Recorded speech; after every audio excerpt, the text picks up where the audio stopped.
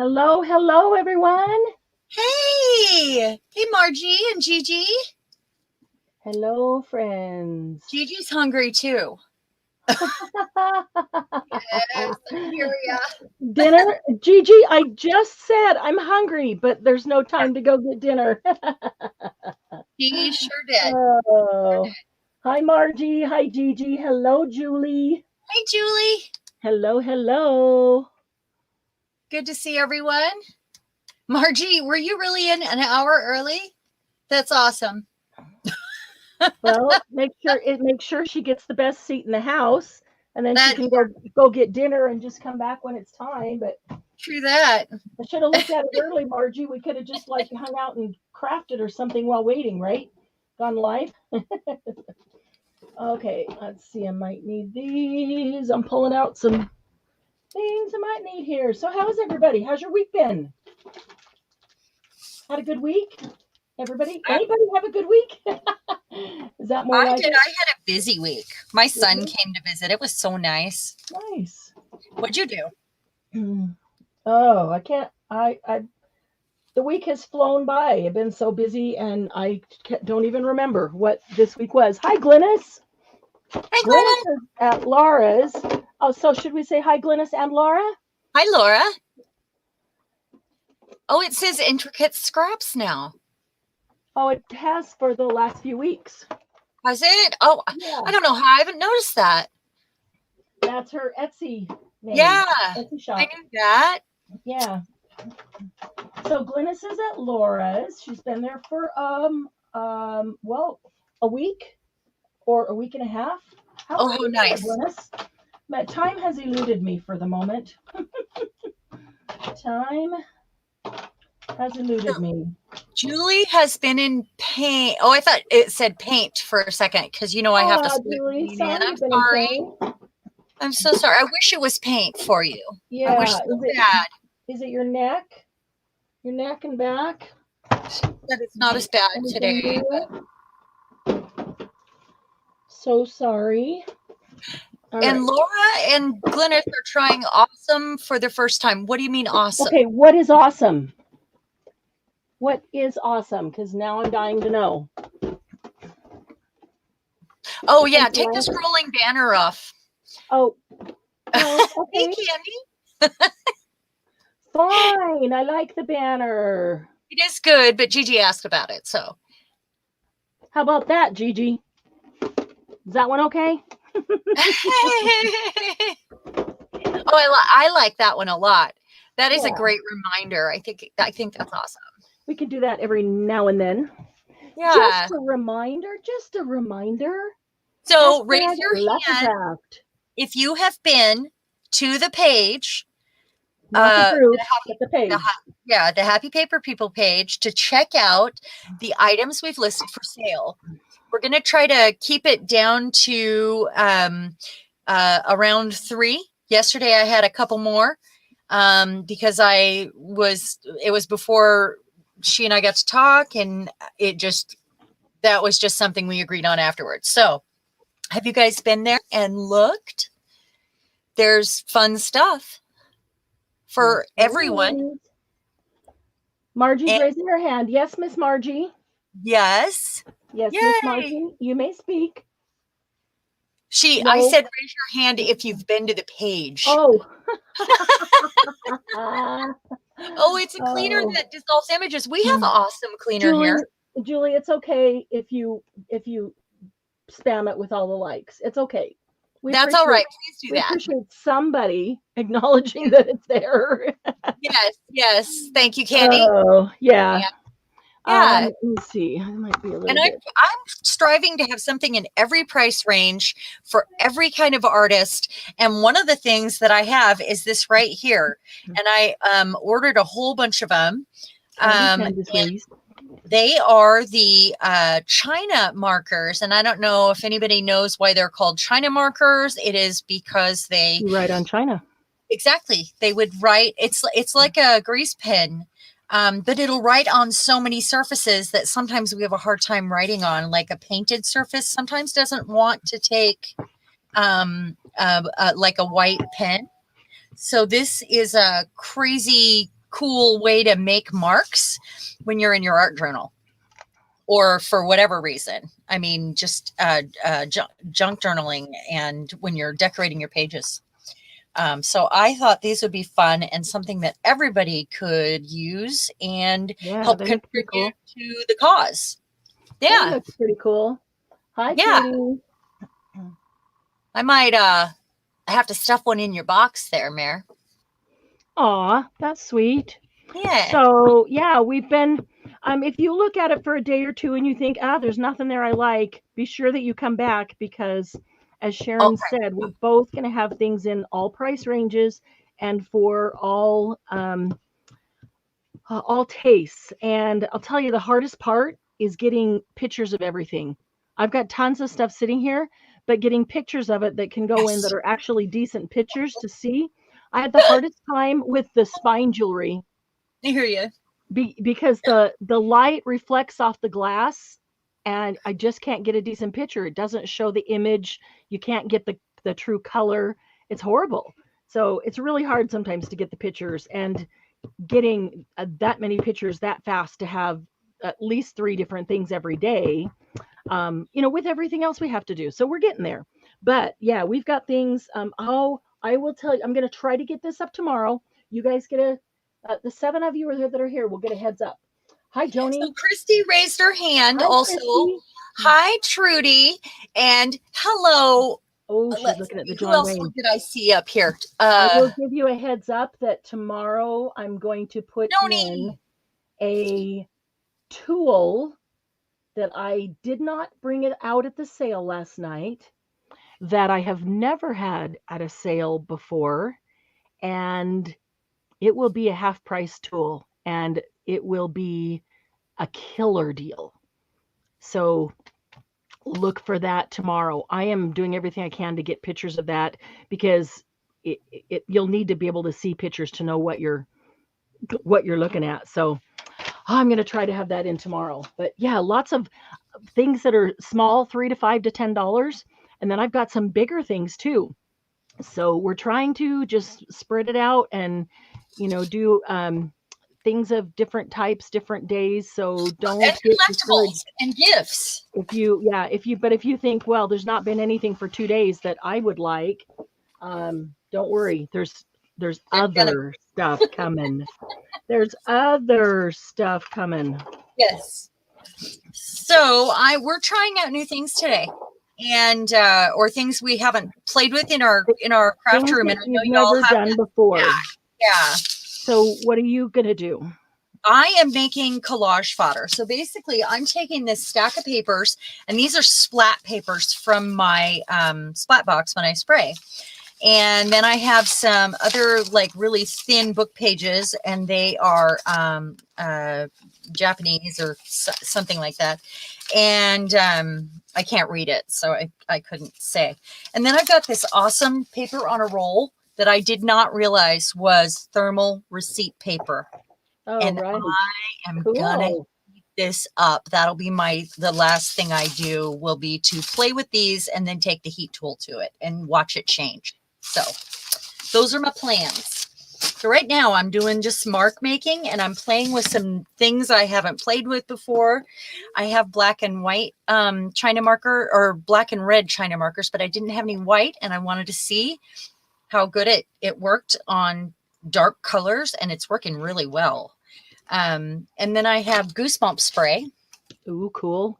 Which I haven't tried, and Walnut Ink, which has been on my list for a while, and fiber paste. So those are the things that I'm going to play with today, along with whatever I'm doing to, I mean, didn't work at not all. on every single page will I try all of these things, but I have them in front of me when I'm ready.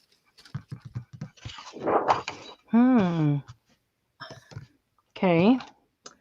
So hi, Dawn. Gigi, don't like secrets, have to tell me now. You mean like the tool, Gigi? You wanted to see that tool that I'm going to put in? Well, they know half the time they ask, and they can push us to find out early, huh? Because we just we have a hard time holding secrets. We just want to share it with you. So Do either have Brush-Os? I don't have Brush-Os, Joni. I do have Nuvo shimmer powder.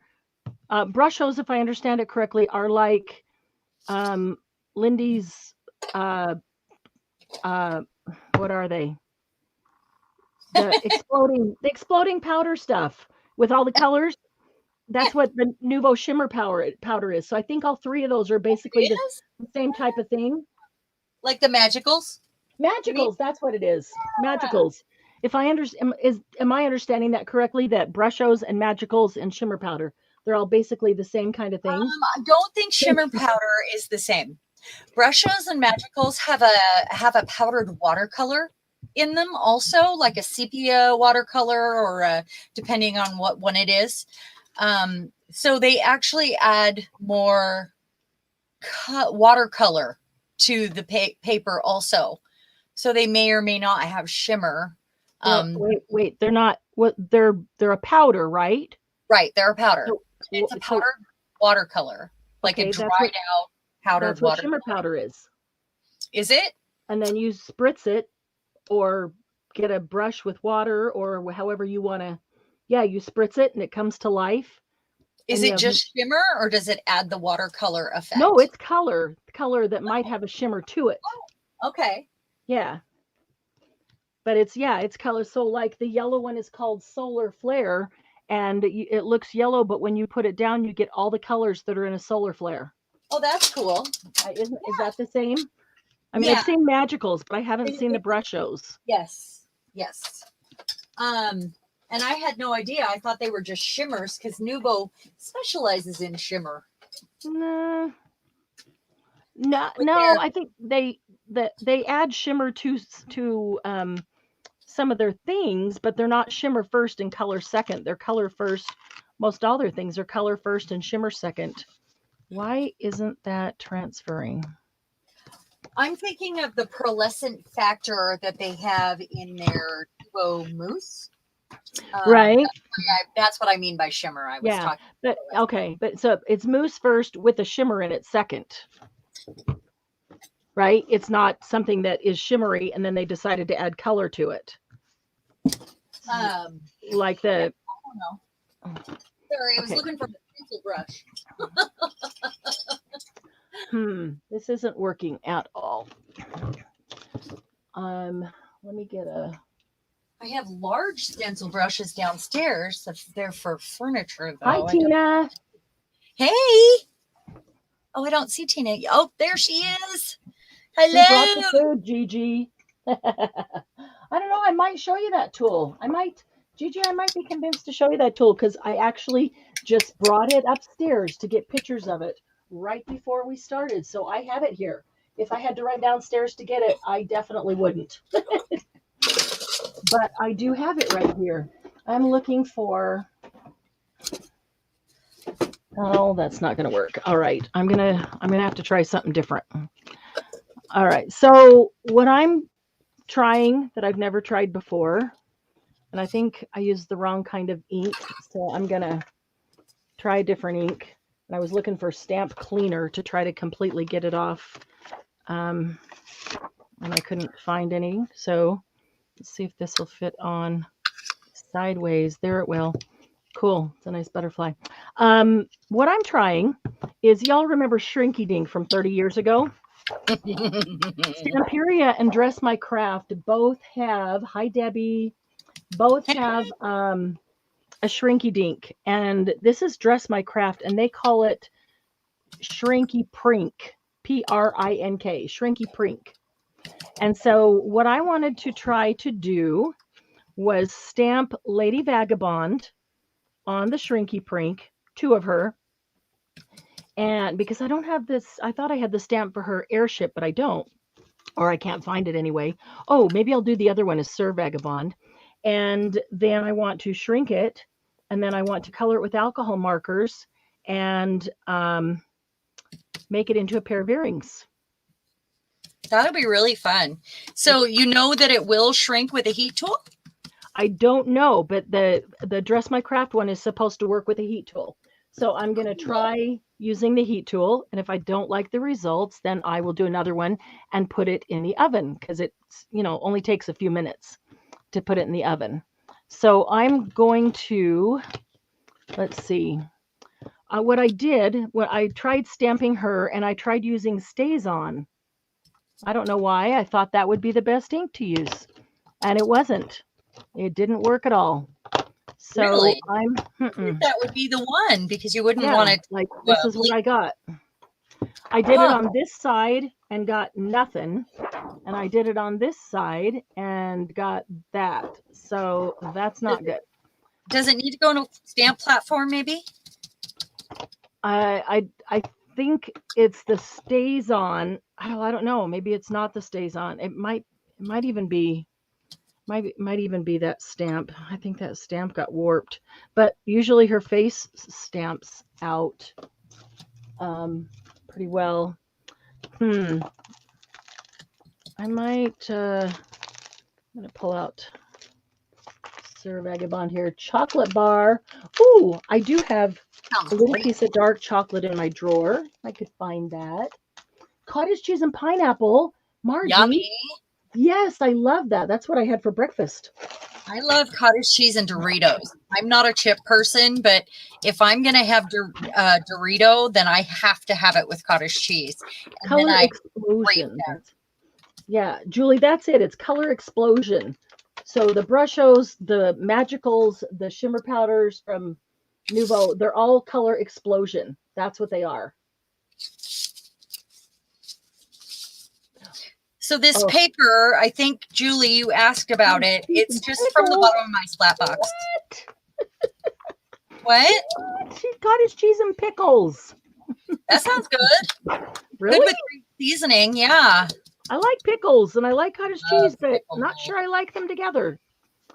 Where's my black?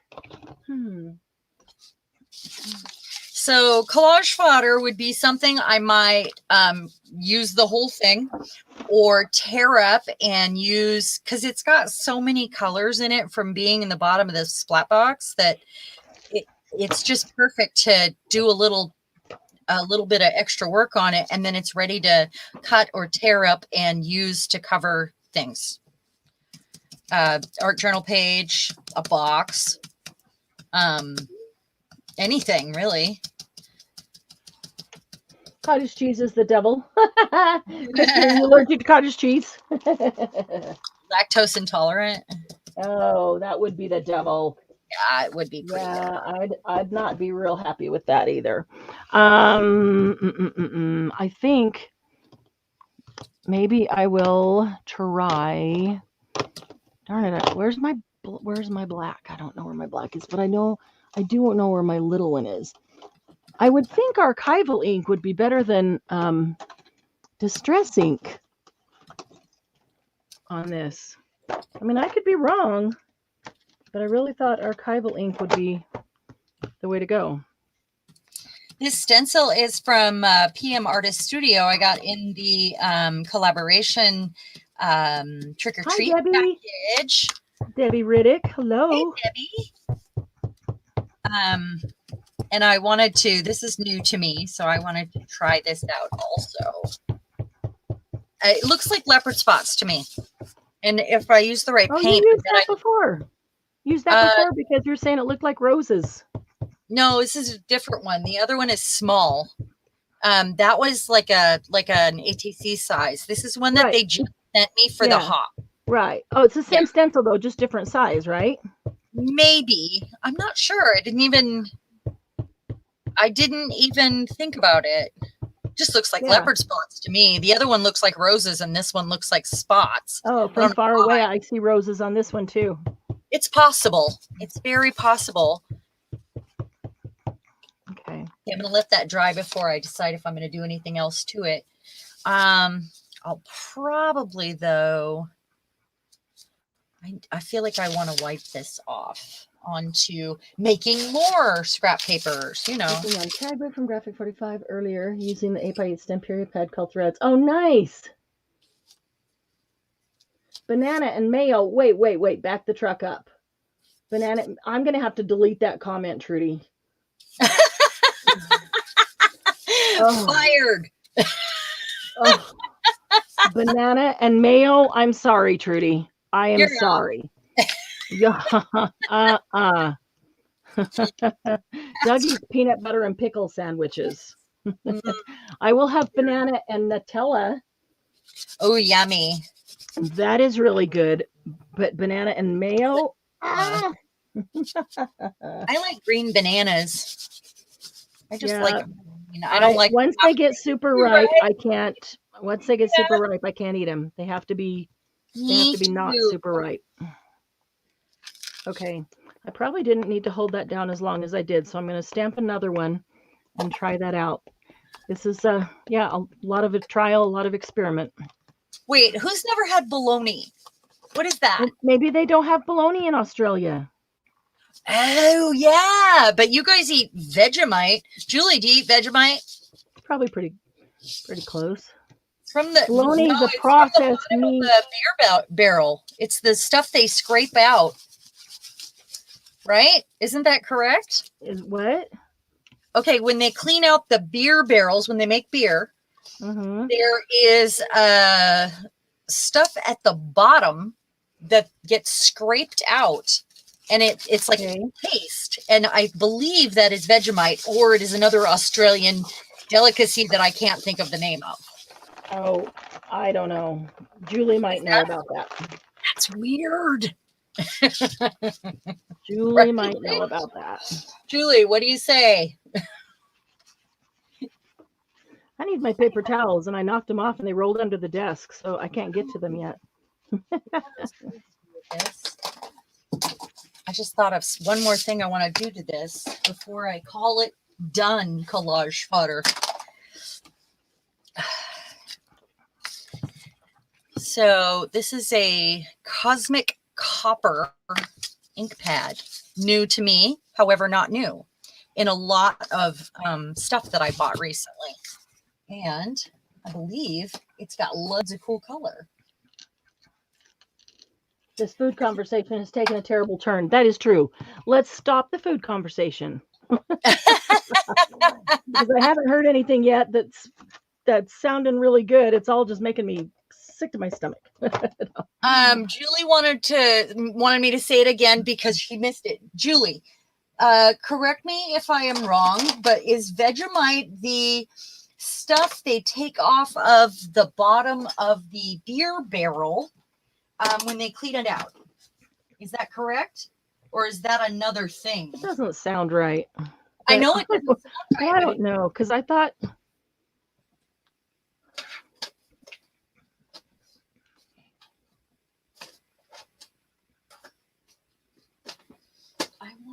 Fried bologna with mustard as a kid. Okay, I could see that, Dawn. That one I could see. We used to eat liver and mustard. Mustard is really good on liver, or liver is really good with mustard on it. Now you're all gonna go, liver? Ew. I haven't had that in years. Liver. Once in a while. In years, liver with mustard. Liver and onions with mustard was really good. All right, let's see what happens with this guy. I'll move this one over.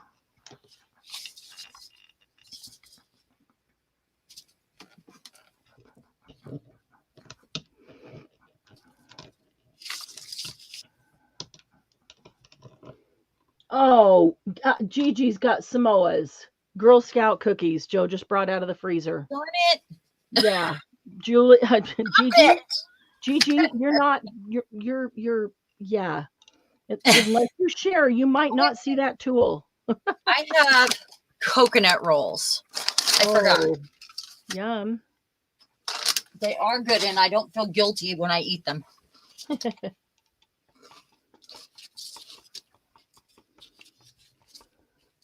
All right. Well, that is a really good ink pad. That was on a foam stamp. That's cool. I'm impressed with that. Well, unless the ink pad's destroyed, it should be a good ink pad. It'd just be like going to get one of yours out of your drawer.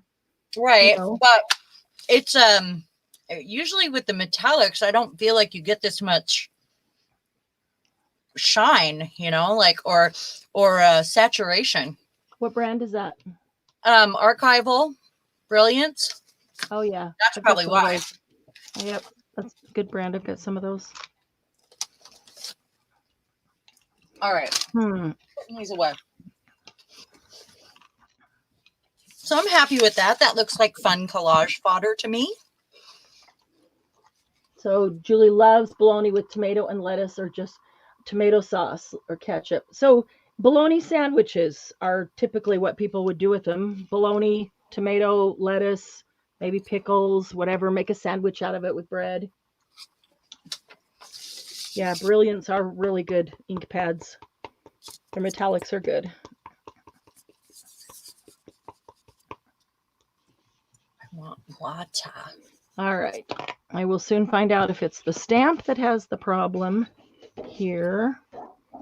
Too many things in my way. Hey, Sandy. Hi, Sandy. Maybe. Oh, I also have these sesame sticks. Gosh, I guess I should have eaten before I came up, huh? What is this? Saturday night food party? Oh, goodness. Okay, so what are you guys working on tonight? Yeah, I'd like to know. Is anybody trying something that you've never tried before, or using a product you've never used before? Glennis, you said you're doing awesomes. I don't, if you put it in there, it's totally the stamp. What I think like Citrusol. Because I don't know what awesome is. I thought so, Gigi, but I think it's just the stamp. Because look, it's the same exact place that it doesn't. That's what I get for buying a cheap stamp. Yeah, I can see bubbles in the stamp. It's like the ripple is inside it, and so it's not pressing down. Well, that just really sucks, because I really wanted to do something with that stamp. All right.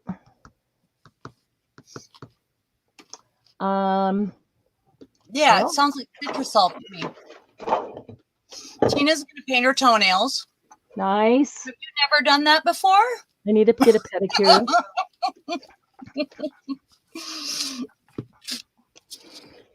Okay. I'm going to try to salvage this one. I'm going to try to salvage it. No, I can't see. I think this one I want to spray it. And I'm going to try this Walnut Ink. I've been excited to try Walnut Ink. You can use this, I believe, on furniture. It's made with walnut crystals.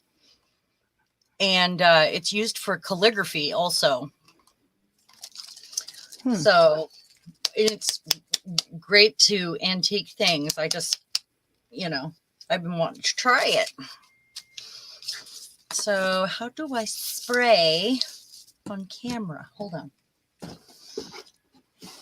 My box is too big for the desk. Let me see if I can pull out something smaller. I do have a smaller one over here somewhere.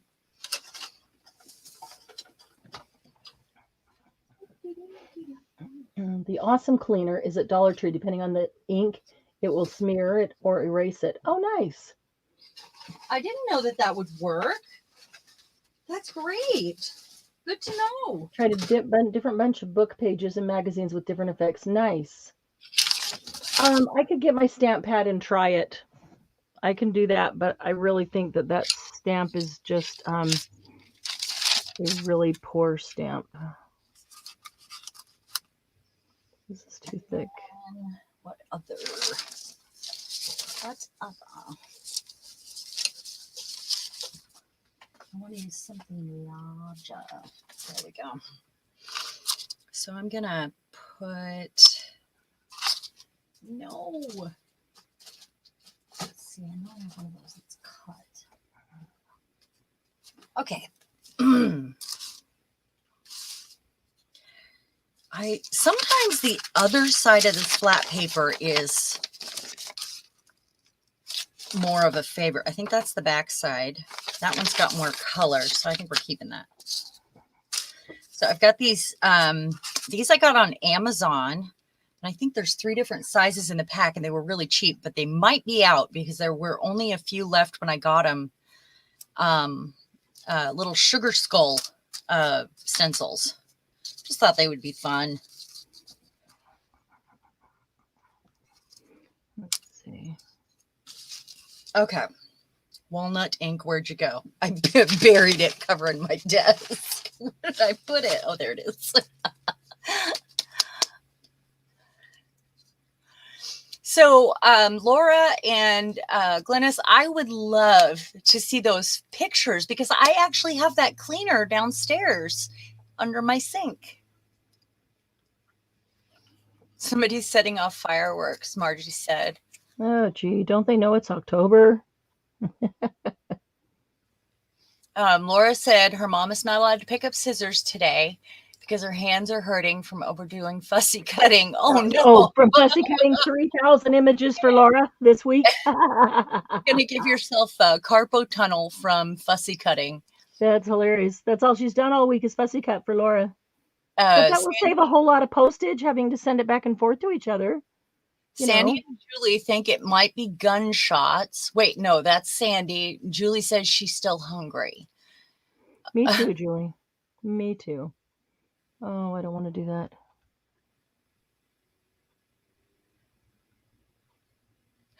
They're going to post pictures when they're dry. Cool. Okay. So I'm just going to give this a little bit.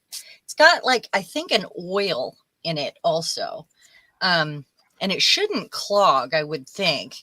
You know how I like to use Old English on stuff that I've seen on paper and because normally furniture. Yeah, I can see the oil in here. This would replace that, although I have a lot of that already. Bill put 3 bottles of that in my stocking last year. Right. So I have a bunch of that still.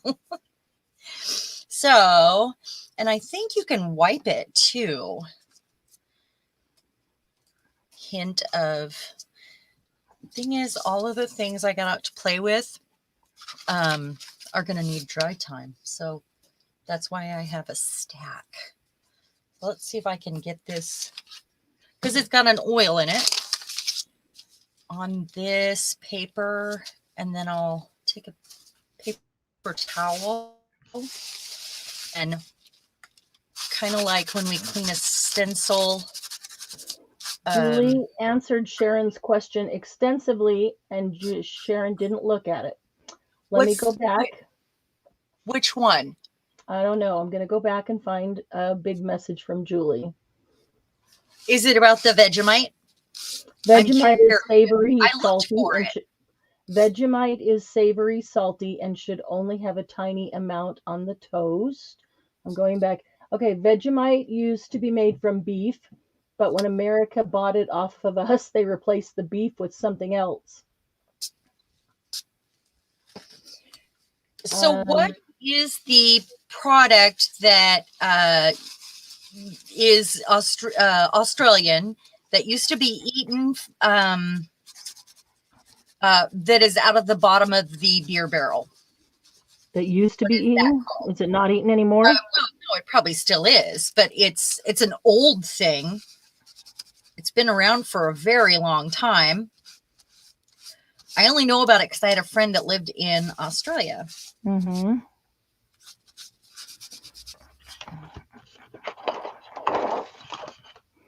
I didn't intend to spend my night drawing.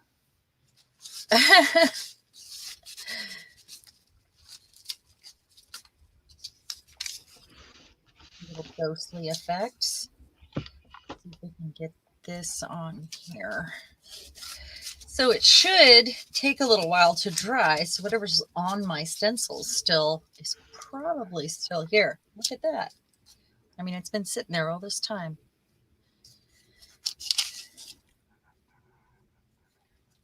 Like a hat. I have another deal to tell you guys about too. at Michael's, they didn't have very many, but at Michael's, they had these sets of texture plates by the Clay Stuff. And I was thinking texture plate for gel printing or stamping or whatever. And I got them home and opened them up, and I'll be darned if they're not double-sided. Look at that. Mm-hmm. And it was less than $5 for this. They were on sale. Less than $5 for 6 texture plates, essentially. Plus whatever discount you get. So definitely All right. buy them up. I just drew in all the parts that didn't stamp. Because I don't want to do the second one. It was almost as bad as that, not quite. I think I'll try one and see how it goes. If it works, then maybe I'll do another one. Okay, so next thing I need to do is cut these out.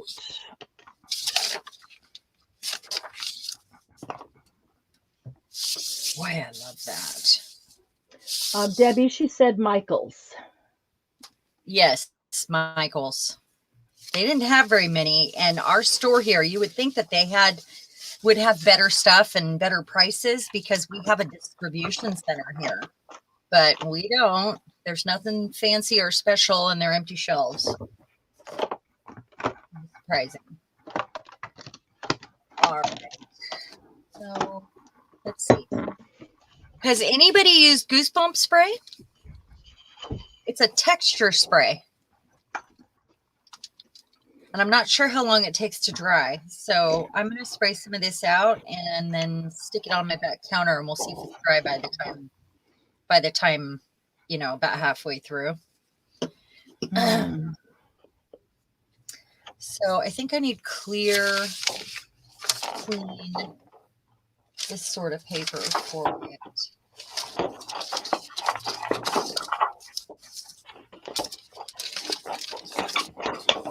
I don't want to make a mess, really. Try that. Last night at the sale, somebody asked about these scissors because I didn't have them out. Does anybody remember who that was? Most of you guys were there last night. Does anybody remember who that was? Thank you, Tina.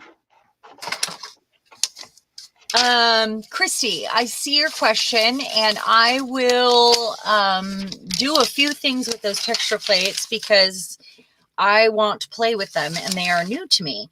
So I thought that's why they're out on my desk. I thought I would, you know, share the good find, and then we'd play with them a little bit in a bit. So, okay. So I do want this to dry, and I'm afraid to put it over a stencil because it's kind of like glue. How do I do that? I just don't want to have to wash it.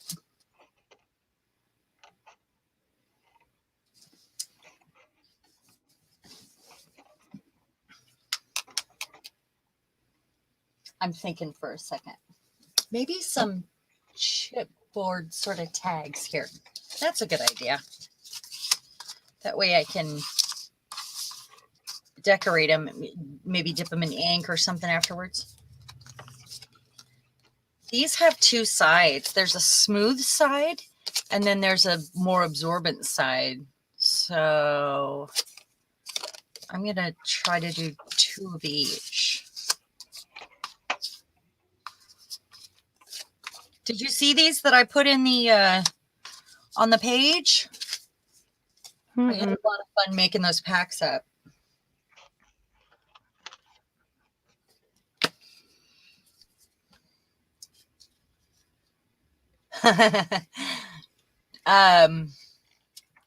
Goosebumps spray, yes.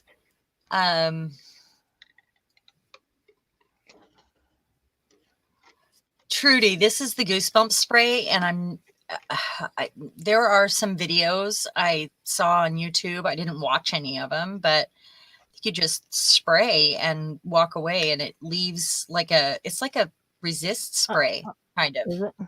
Oh. Yeah. So I have one that's got some shimmer. I would think they're a lot like the other sprays and a lot like Tattered Angels.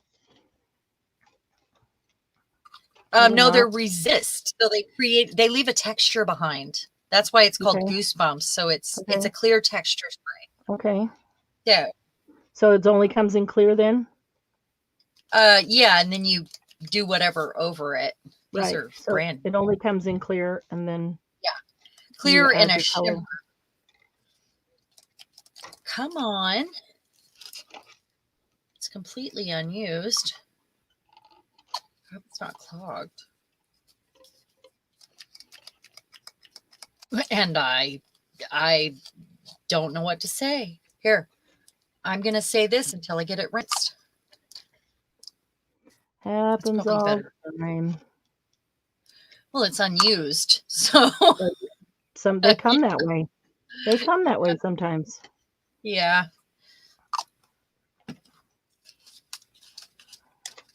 So I wonder if it runs. It does, just a little. It's very thick. Looks like snot. Well. Sorry.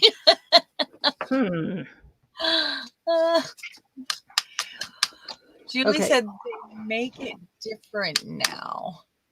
Hi, Lucy. Hi, Lucy. Lucy, I stamped Sir Vagabond and Lady Vagabond onto this Shrinky Prink, which is Dress My Crafts version of the old Shrinky Dink we used 30 years ago. I also stamped a couple of butterflies on. They have it in all different colors, which is cool. This one's a pale pink, and the other one is just the white clear. But what I wanted to do was stamp the Lady Vagabond, the Sir Vagabond. I want to shrink them, and then I want to color them with alcohol inks and make earrings out of them. And so want to see if it works. Also, Dress My Crafts says that you should be able to shrink these with a heat tool, not have to use the oven. So I'm going to try that as well, because I've always only shrunk things in the oven. If it doesn't work, I'm looking for a tool here. If it doesn't work, then I will take the next one and put that one in the oven. So I think I'm going to take these are reverse tweezers. I don't need to turn the light on. It's plenty light.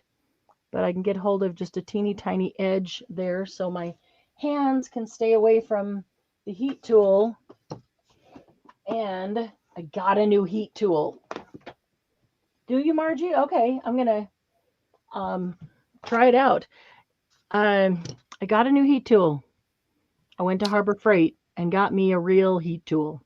So I'm going to set these off to the side. I was going to use the heat tool, but if you're about ready to shrink, I'll wait. I'm going to do that, and I don't know how noisy it is. That's okay. So let's try it out, and if it's noisy, I'll just mute myself. I'm going to try it on low first.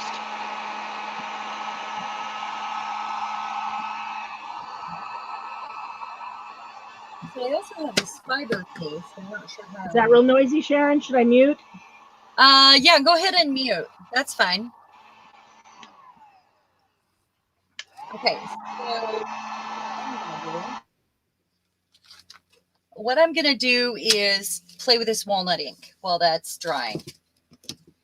So put in the description or in the chat what you have in your craft room, maybe a couple things that you haven't opened yet or that you haven't played with yet. Maybe you opened it and you haven't done anything with it. I'm getting a box. Just a sec. Where it at? I want a small one here. Oh, here we go. Did you guys see? I did my nails today. I haven't done that in ages. My poor husband. Okay, so I just have scraps of paper down in here. And sometimes I like the way they come out. And it looks like a hand. That's an accident. Sometimes I don't. So I'm going to do that. Got some more of these awesome tags. They're a nice weight. They're good for all this stuff. And then I think I'm going to do some stamping on them directly first, and then I'll spray them. So I'll use some, let's see. Actually, let's don't use the leaf. Let's use these two. Some of my favorites here. We'll see how it works. That's cool. Yeah, it starts curling up, and I'm like, no, and then it goes back to nothing. I made one mistake. I forgot to punch my hole first. Uh-oh, you always punch your hole before. You always punch your hole before shrinking. I totally forgot. So, let me see here.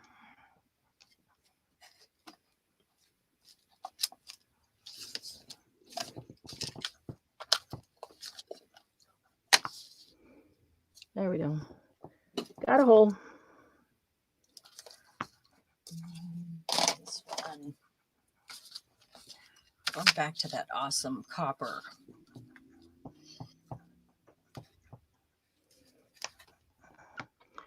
Just hoping it doesn't crack it, which it did down here. But that should be just enough to get an earring finding through. That's cool. Okay, that's Dress My Craft. Did it poke a hole? Huh? Did it poke the hole without cracking it? Yeah, I just did it with an awl. Oh, that's cool. So I'm thinking this would have been better if I stamped something that I had the coordinating die and die cut it like a butterfly. Would be a whole lot easier if it was die cut out. But I'm also thinking that I don't have to get quite as close as I was thinking I did to the edge. So I'm gonna try this a little bit differently with the butterfly.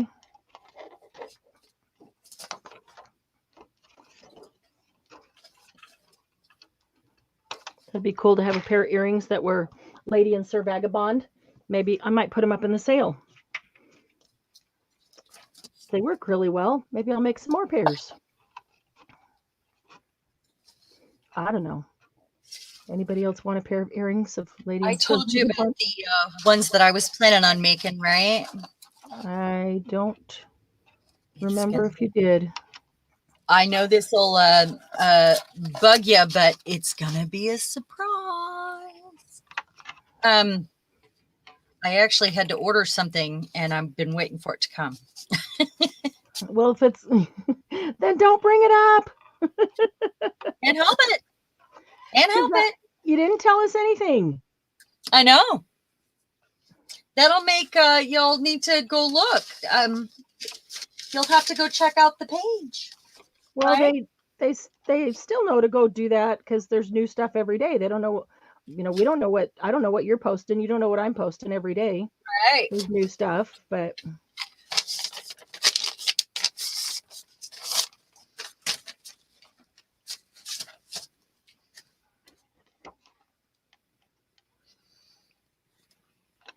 Trying not to slide this around. This barely fits in this box. I'm going to take a piece of this splat paper that I love. Let me go check.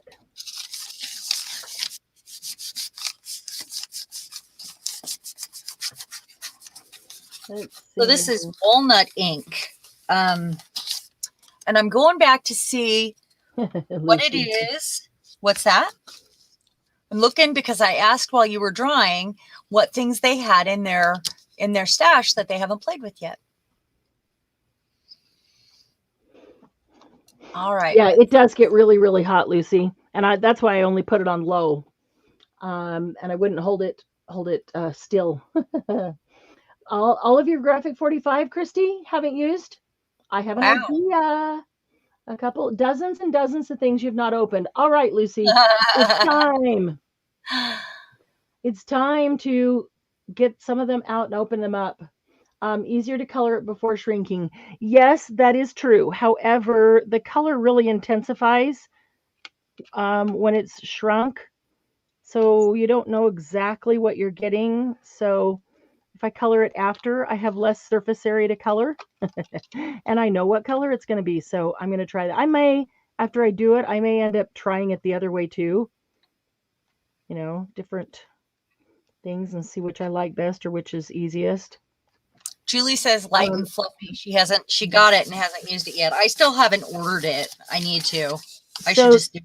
Yeah, the reason I didn't use a crocodile or a little hole punch is because I do believe that that would have cracked it for sure.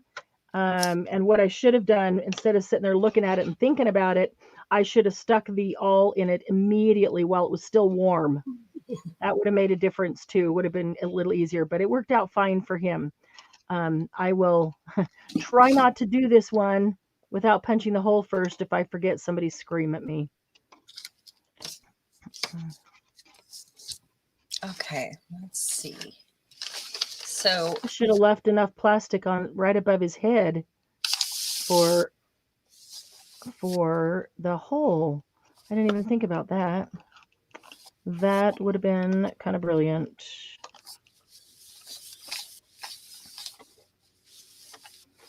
I'll do that on the next one. Walnut ink goes a really long ways. I think probably because there's an oil in it. I mean, I'm getting all kinds of mileage out of this one spray, or well, it was more than one squirt, but one pass, you know.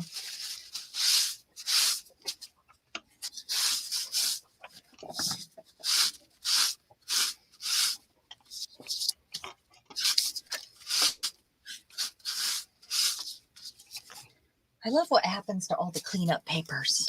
Makes me happy. Okay. All right. I should have left a little more right here above his head so that I could put the hole right there. Would it be creepy if the hole was right in his head? So if you had a butterfly as an earring, would you want it hanging this way?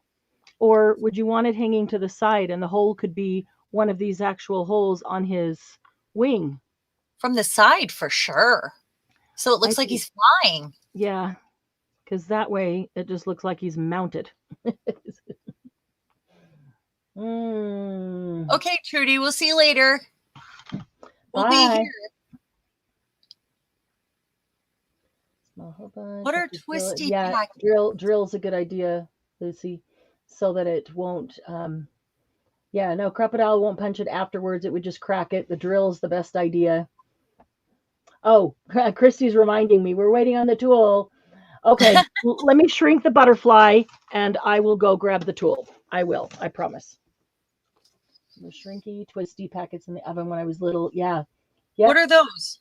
It's the same thing as Shrinky Dink. Oh, okay. On the angle. Okay, so I need to punch a hole in this one before I shrink it. I can't forget. Let's see. Hole punch. Hole punch. Hole punch. And it has to be a decent sized hole. Let's see. I'm going to mute myself for just a second and use the tool, okay?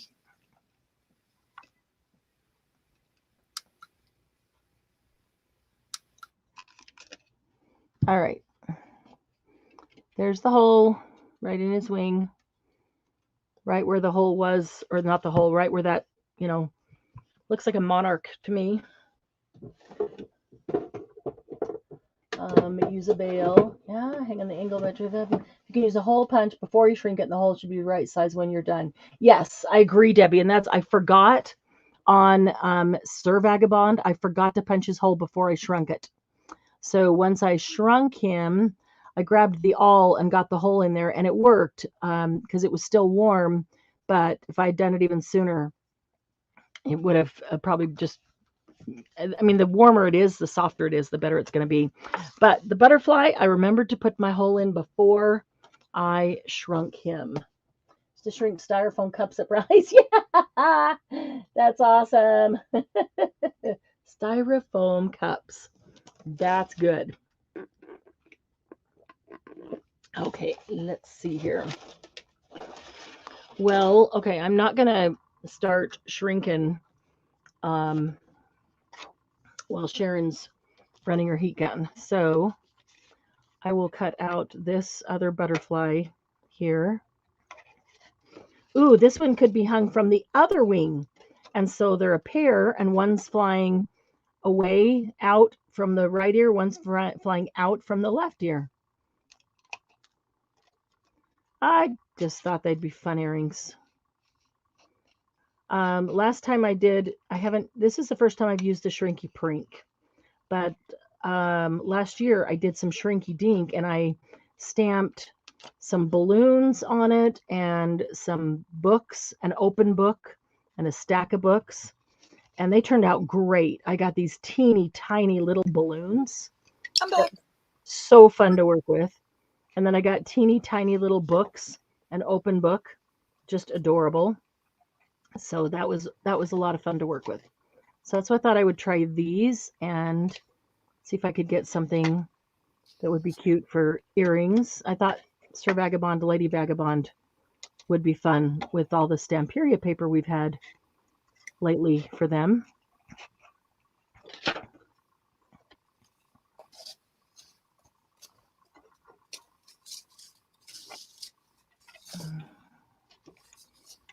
Okay, as soon as I finish cutting this, I'm going to go ahead and mute so I can use the heat tool now that you're done. Okay.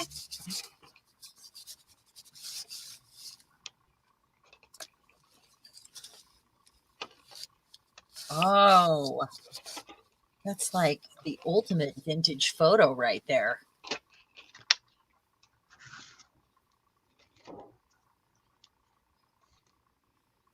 I'm going to do a whole card to show you the spots that it's leaving behind. Let's see. One of those things. All right. On which side was that? That's the absorbent side. It's really fun. I think I'm going to run out of this quicker than I should, because I love the aging effect.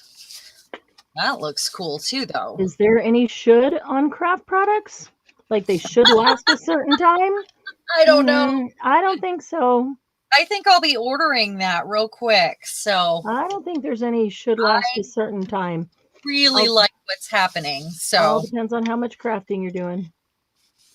Well, this would work on furniture. It would work on all kinds. Oh, let's do it again. There's still a puddle at the bottom. I don't like to waste. Wow. Wow. That's really cool. Let's do it again. I'm just, kissing the fabric together, or the tags together here.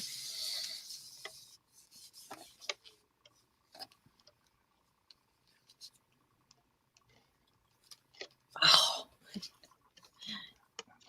Okay. All right. So this one has in the right ear. This one's going to get it in the left ear.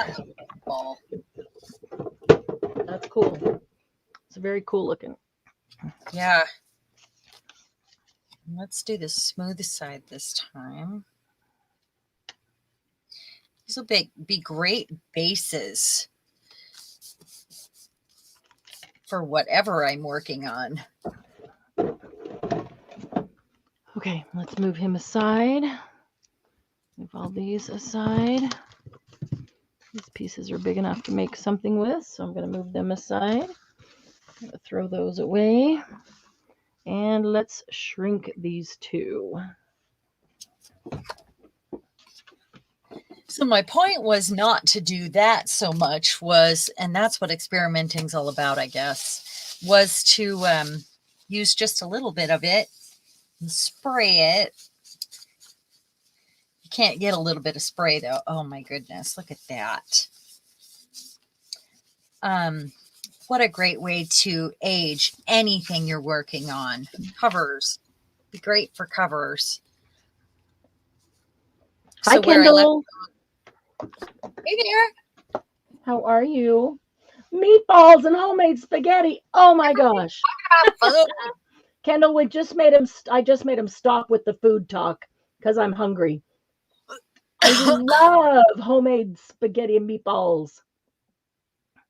All right, I'm muting here. Okay, wait. I am going back.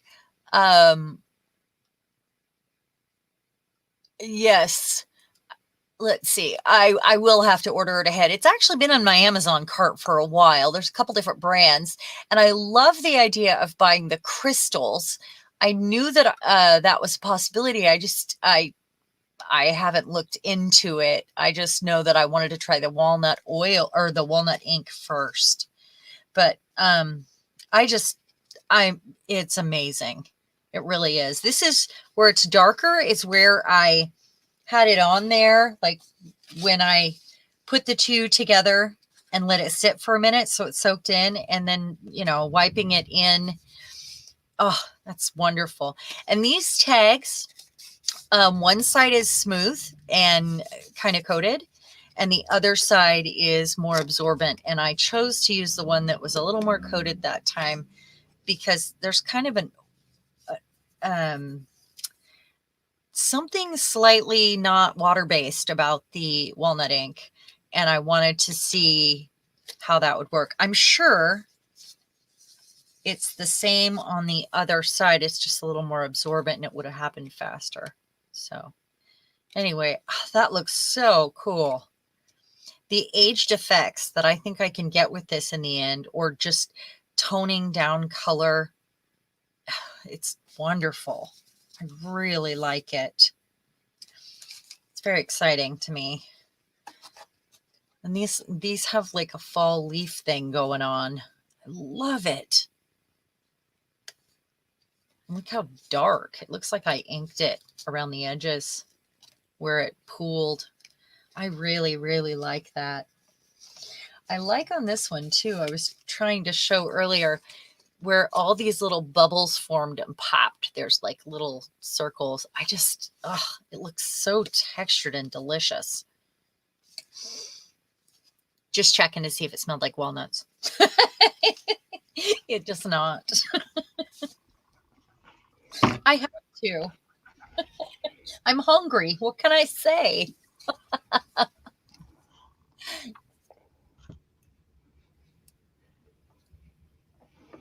Look how cute these turned out. They really did. One is left ear, one is right ear, because there's the holes, so they'll hang flying away unless one's flying into your cheek. And now I can take alcohol inks and color them. I did them on a very light pink sheet as opposed to white, so it would have a little bit of that background color. But now I can use alcohol inks and color them in. I like them. They make cute earrings, won't they? And they're only an inch or so tall. They're just the right size. Yeah, they're just right. Okay, so if I put these up in the sale, somebody tell me what color butterflies you would want. Would you want them both the same color if they're a pair? Would you want them two different colors? Do you want them done like a monarch, or do you want them to have some colors like purple and pink or blue? They are super cute. Now I want to do all kinds of stuff. The shrinky prink. I want to go find other stamps, and I do like the Sir Vagabond, so I gotta get the Lady Vagabond to cut out here, because that definitely needs to be a pair of earrings.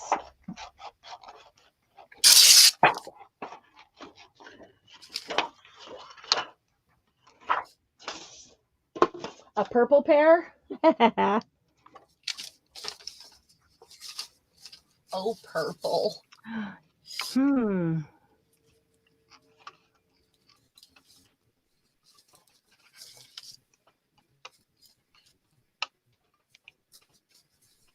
Okay, so I have no idea what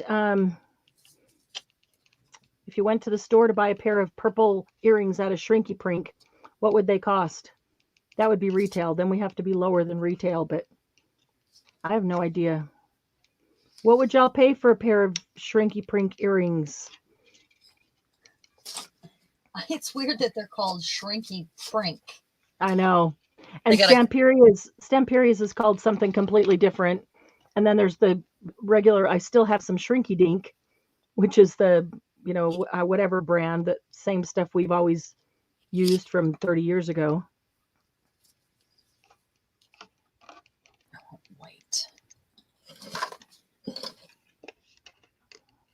Green.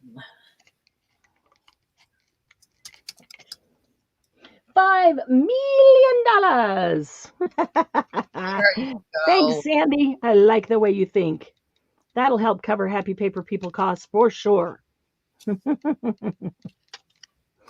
Y'all know, maybe, I don't know, there might be a couple of people in here who don't know. If you haven't liked and followed the Happy Paper People page, not the group, but the page, Candy, is Candy here? She was. Candy, if you're still here, but you're crafting, could you, I know you've got it handy, could you drop that link into chat for the Happy Paper People page? We encourage you to go like and follow the Happy Paper People page. Right now, for October only, we're having a big October sale event on the page. The page is public, the group is not. And every day at noon Pacific, Sharon and I put in new posts with new items for sale. And for the most part, these are things that we've never had out, that you've never seen. I mean, at least from us. There are things I haven't had at my sales. We've been making, and we're still working on some things that we're trying to find time to finish. Journals and things that we've been making that we want to put in there. And the idea of the sale is that Sharon and I are going to, well, I said that backwards. 100% of the proceeds from this sale are going towards keeping Happy Paper People running strong. There's costs of StreamYard and equipment, and we would like to start doing more giveaways and things like that. So we are using, we're not accepting financial donations from anyone. We instead are donating the items, Sharon and I, whether it's things we've made or purchased, some things like estate sales, other things new. And I don't often sell my artwork unless it's on Etsy. Yeah, so that's where we're going to be adding artwork, things you've seen us make every year. Sure. So please. Yeah, and I haven't sold any of mine at any of these sales. So yeah. And so we are then donating 100% of the proceeds towards keeping Happy Paper People running strong. So we encourage you to go check out that page, and there's going to be the stuff every day. It's different every day. So if you look at it for a couple of days and there's nothing that you like, just keep going back, because every day there's completely different things. And we're hoping to we're putting in things that are, $3 to $10. There's going to be things that are quite a bit more expensive. We're hoping that maybe you can find a thing here or two for a Christmas gift if there's nothing for yourself. Yeah. So, all right, I'm going to set the butterflies over here. I'm going to set what's his name over here. And I'm going to do what's her name. Oh, I got to punch the hole. Got to punch the hole. And then I'm going to go. They're yelling at me. Don't forget to punch the hole. Yeah. And then I'm going to go get that tool because it's just on the other side of my desk. So I have some collector's items. There'll be some gift items. It's just a bunch of different stuff. And we're trying not to have a whole bunch of stuff listed every day so that when you're ready to go shopping, you can just go over to the page and keep scrolling until you hit the end, because you can catch up on days past that way. Candy, sorry to make you run from the kitchen. You can go back to feeding Charlie. Sorry. Poor little Chucky. Thanks, Gigi. Glennis, new food counts. Chocolate covered pistachios sounds amazing.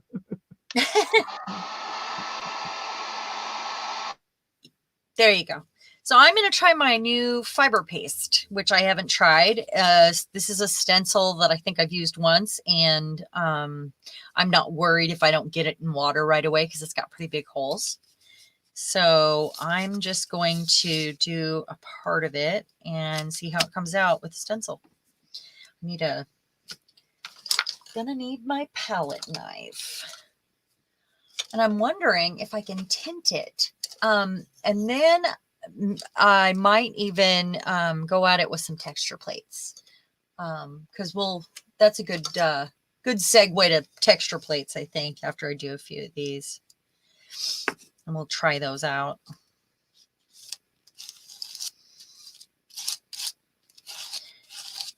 So I hope that you guys are inspired to try new things tonight as well.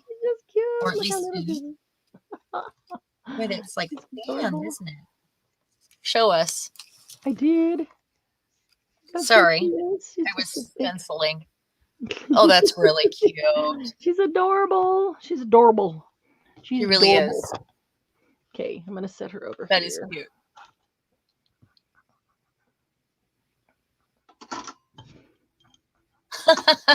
Chunky likes the accents at Rachel and Roxy's creations. That's funny. Oh, yeah. So does Sharon. Yeah, I do too. Yeah.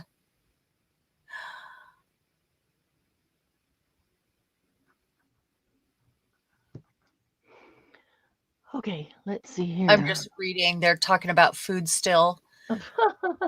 Oh, yeah. Yeah, she's going to teach you to fussy cut. All right, I'm going to go over and get that tool. Oh, that'll be good when it's done. So it's like it says fiber, but yeah, I guess so. I'm seeing like, it's very, very like sandy. Like the name.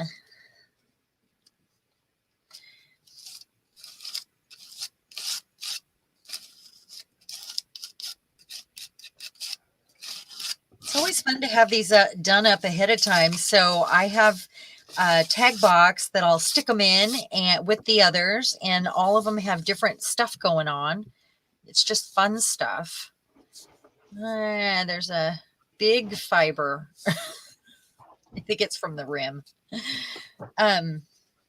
But I have all this stuff to choose from in my tag box, depending on what I'm going for and what mood I'm in and what kind of journal I'm working on. So it's nice to have them like at these stages, sprayed or textured or, and after tonight, I'll have a whole bunch of new ones, huh?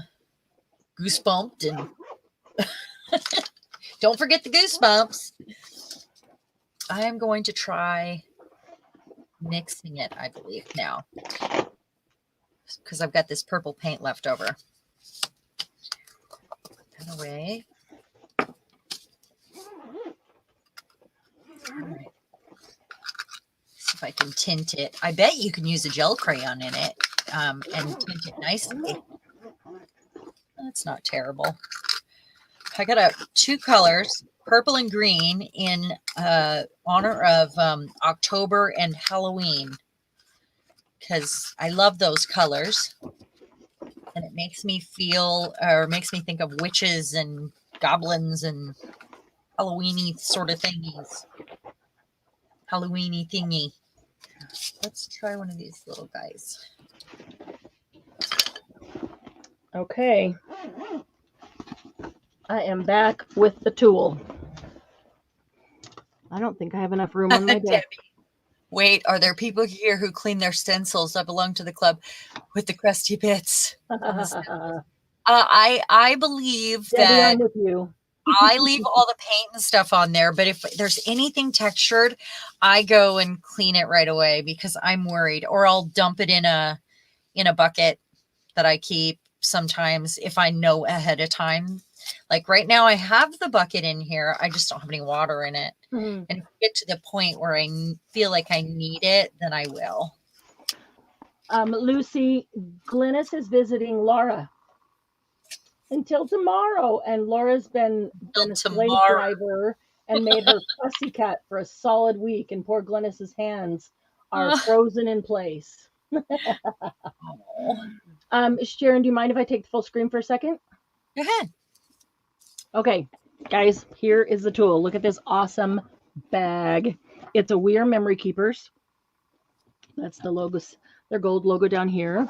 It is a dark blue polka dot, and it's a craft bag. So I love the dark gold on here. So the on the front, there's a gusseted pocket. It does have the things on the side so it doesn't just fall open. So if you have things stuck in here, they're not just going to fall out, but you've got pockets there, and they're tall pockets. They're like 5 inches, so you can stick long tools in there. And on the other side is a fiber pocket to put stuff in there. There's the 2 handles like that. And then there is a shoulder strap handle that's adjustable. And this is a little bit cushy, very comfy. It's got really nice hardware on it. Look at this. I mean, it's not cheap hardware. It's really very nice. Oh, the center. You got to see the center. You can see the center is the best part because it's not just a bag.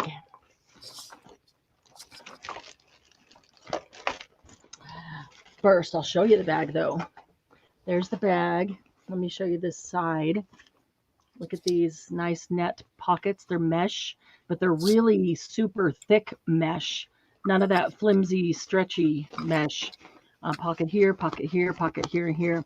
Now, where it looks like there's a wrinkle, it's not. It's a gusset built in the pocket. So when you stuff stuff down in there, maybe you want to put a big old punch in there, it's got room to expand. That's what that is on purpose. So let me move that aside because it's really what's inside that makes this the coolest deal ever. This is a We Are Memory Keepers tool, and it is called the Works. It's an all-in-one tool.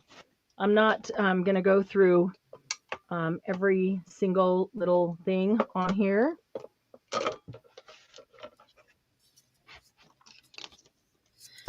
But there's some magnets. That one belongs right there.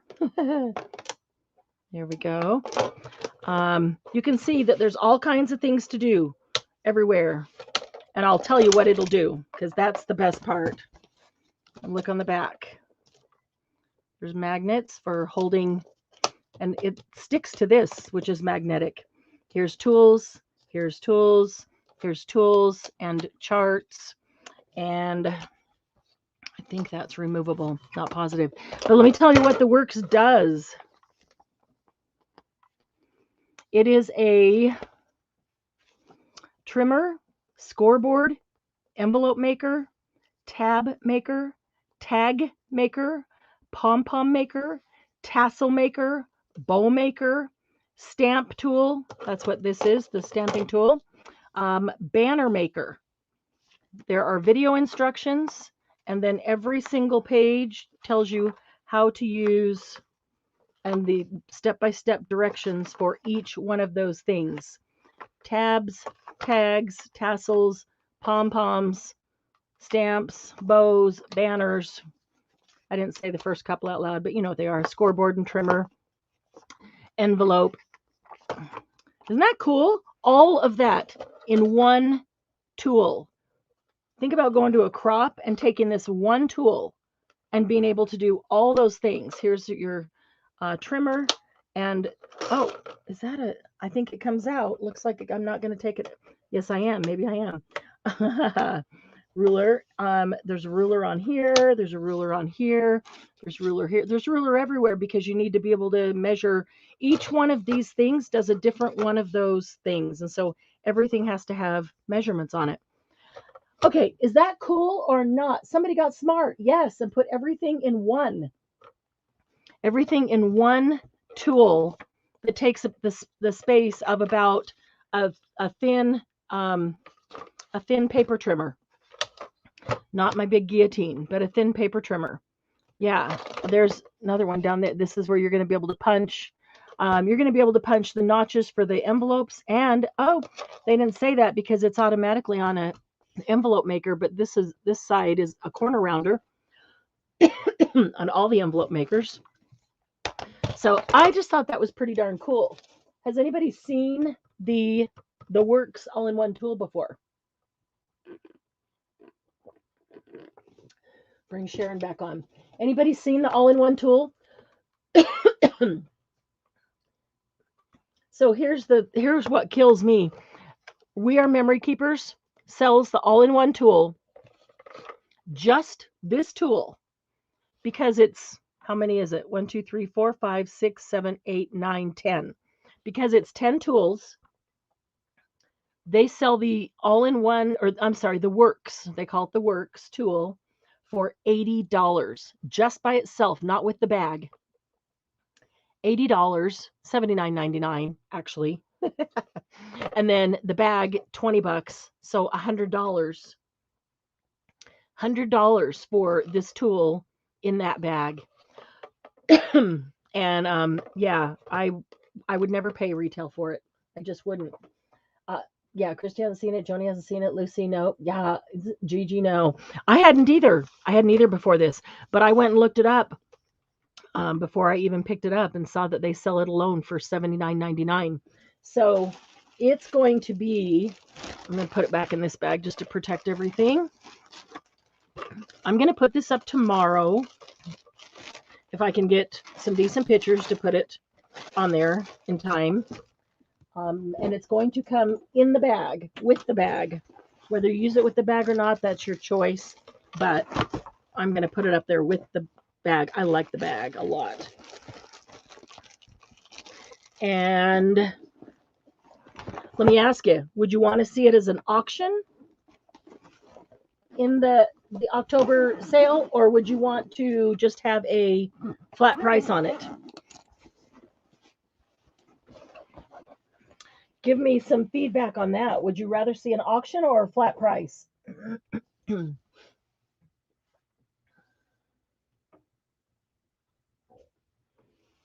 Sharon's still muted.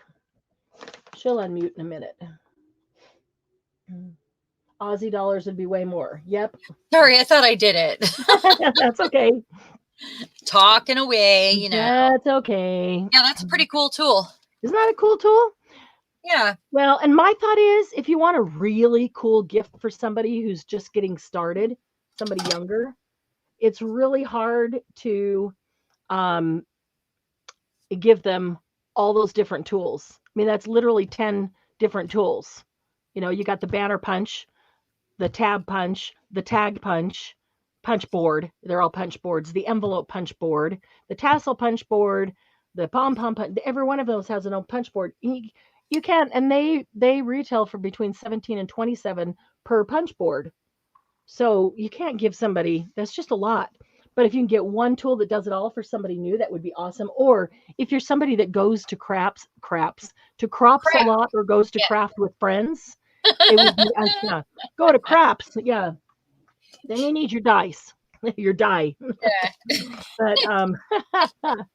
But that would be a cool one to carry without having to carry all those tools. And if you get there and you decide to make pom-poms today, you can make pom-poms, you know, whatever it is. So yeah, it's on HSN for $100. Christy's right. Yeah, it retails for $80, and I always tell you, because you could go look it up. Yeah, the tool itself retails for $80. That's what sells it for, and then $20 for the bag. So $100 on HSN. I am not going to start at that high, and if I do a flat price, it is not going to be that high. So I guess I just however you guys want to see it, as an auction or as a flat price. So I'm actually And hint, it's going to be at least 50% off. At least 50%. I will put it where I would want to pay for it, not what they're charging retail. okay. So I'm going to. But I haven't seen any opinions, auction or flat rate. Okay, so let's see. Ink and spray. Let's try the one. So let me see what I can do on.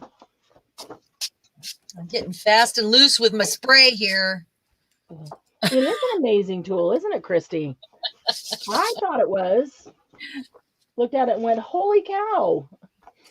I wouldn't have to have all the tools that I have. Or immediately what I thought was, if I knew somebody that was getting started, it would make an amazing gift. Can you imagine having gotten a gift when you were first getting started or before you had a lot of stuff? Getting a gift like that was literally 10 tools, 10 punch boards in one. When I was 13, I got my first art set from my stepmother, right. And it was the most precious gift to me and my favorite gift ever of all time. And I still have the tackle box that she lovingly filled with everything that I might need. And no, I was 11. I wasn't 13. I don't know what I was thinking. Yeah, so I can imagine if there's a young crafter out there that might, a young woman that might want to heck, even an old woman who's just getting started. Yeah. It's expensive to buy all those tools. Just the thought to I'd have loved it. Yeah. Or maybe it's your daughter in her 20s. I mean, when I say young woman, I mean like a new crafter. So I think that would be great. It's a cool tool. Christy said auction. Lucy, are you putting it? Yes. Yes, I'm going to put it on I'm hoping to get pictures tonight and then be able to put up there tomorrow. So it would be one of the things that I would list tomorrow. And if we do an auction, we will have auction things throughout the month. If we do an auction, then it will be in the listing. It will say this auction will run until 11:59 a.m. Pacific time on and give the date. Like if we put it on the 3rd, if we give it 24 hours, it would be the 4th, or 48 hours would be the 5th. And we'll do that by date and by that time so that you would know exactly. And so then you just have to watch your notifications. Hopefully you've gone in and told it to send you notifications so that if somebody else bids on it, if you've bid on it and somebody else bids on it, that you can go in and do whatever you want with that. But that's how we would do an auction on that page. Auctions won't run for a long time. They will just be short and sweet, 24 hours or 48 hours. Or a young man. Yes. Yes. The next Simon Hurley, the next Tim Holtz, No. Yeah. A lot of young men like crafting. Christy said auction. What do the rest of you think? Thanks, Sandy. I thought, yeah, that's pretty amazing. Lucy, Sandy, what do you guys think? Auction or flat price? I'm trying to find what would be their best color here. Alcohol inks, but they're never exactly like the color on the tip. So, I mean, that one's really pink and this is lavender on the tip. So that's why I'm going to test a few of these out to see what's going to give me the color that I want. Mayhem's telling me that Daddy's home. Sweet. So instead of stamping it this way, I brought my paper to it, and later we'll heat this up and see what happens with the heat tool, because that's that kind of paper that's thermal.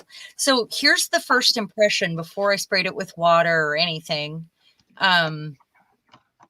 from that texture plate. It works like a big background stamp, basically. And it was like $4 something for this package. Wow. Which is crazy to me. That's very cool. And you get 6 of them. I like a deal. Gotta like a deal. Yeah, gotta like a deal. Yeah. Okay, Candy says auction. We've got a few for auction, so maybe we'll put it in as an auction. Yeah, I'm hoping to get it in tomorrow. So now I'm really going to try, because I said that I don't want you to be expecting it tomorrow and then it's not there. So I will do my absolute best to get in tomorrow. If I can get the pictures tonight, I'm set to go. So I'm going to get a different kind of spray. Oh, I have this one. I haven't tried this yet. I put 2 of these up, 2 packs of these, and they're 2 packs on the page, and I haven't tried the spray yet. I just want a different spray to spray on this. Oh, it needs opened. Well, the walnut ink is so strong, it goes really far. So that's why I was thinking a different spray. And I'm waiting on my other ones to dry. So when I sit and play and experiment, nothing is lost, because it's all like collage material in the end to me. And if I don't like it, I can paint over it, and then it gets a really cool texture. Or I can spray it, or I can, look at me getting goobers on my tags here, or I can do whatever to it, because it's everything's paintable. I can go over it anytime. Hi, honey. How are you? Hi, Bill. Hello. Hi, honey. I really am getting fast and loose with the sprays here. I got it on my new China markers. Getting it everywhere. Okay, there's texture plate number 2. That's a pretty color. It's very similar. It's copper. That's cool. But it's very similar to the walnut. I mean, look. I did grab the copper, right? I mean, wow. Huh. Interesting. All right, now let's see how far this goes. They're highly pigmented, and they even look like black in the tubes, because they're so pigmented. So they're probably, you could spray a lot of water on them. Still. That is really green. I want more. Oh, I see the copper now. Oh, yeah. Great. Now I've got a whole lot of water again.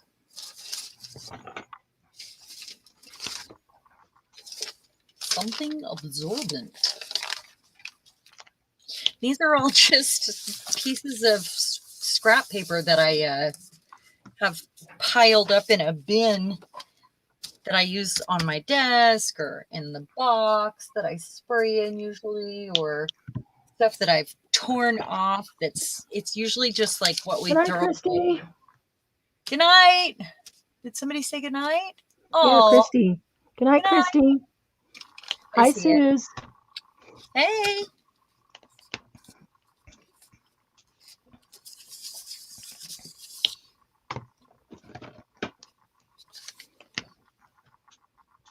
I guess that is really copper. Very wet. It is.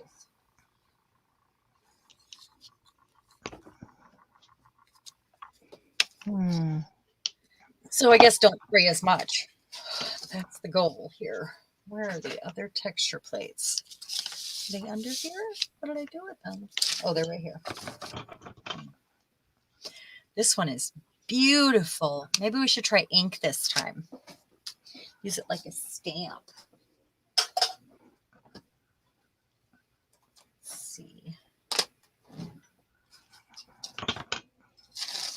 You can also, it's another thing that I keep reaching for things that need a lot of dry time.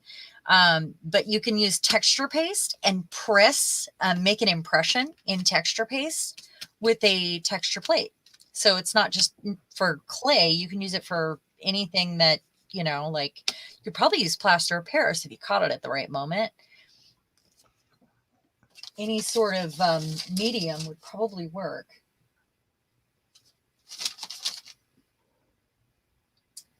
Let's see, Halloween colors. Here. This one.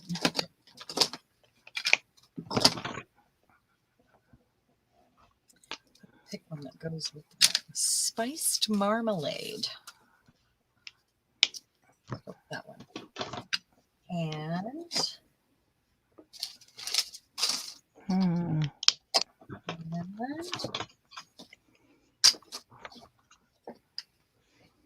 corduroy and ground espresso.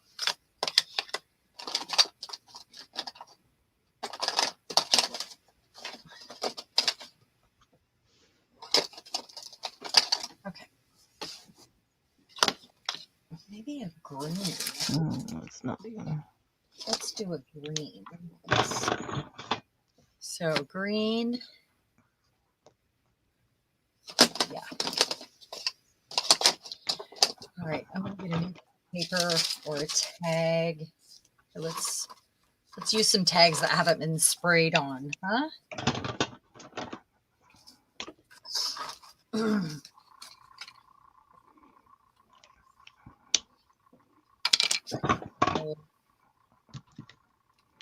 Orange.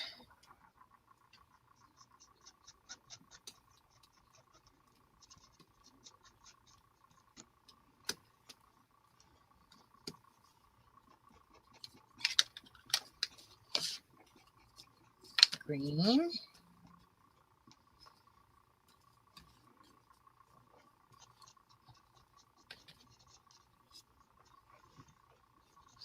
If paper was damp, it would be pretty cool because this is all oxide too. Just slightly damp. So what are y'all working on? What's everybody doing? Seems to me everybody's just been eating without us. Sounds like it. Are you done eating now? Yeah. What are you working on? I figured they were going to work on something after they finished eating. You'd think. Okay, so I'm going to do this one. We don't want to waste, so we're going to make a stripe. And then I'm going to use my little tool to make sure that this makes contact everywhere.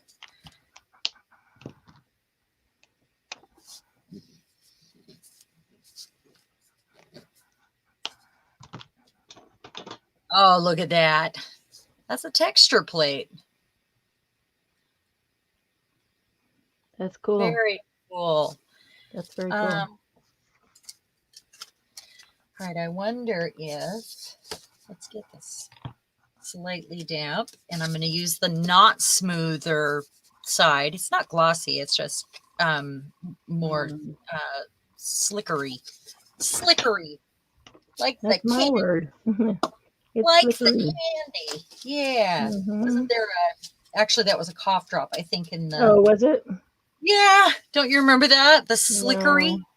So I'm going to try to use up the rest of what's on this plate and get it to oxidize as well. Oh, no. Let's see.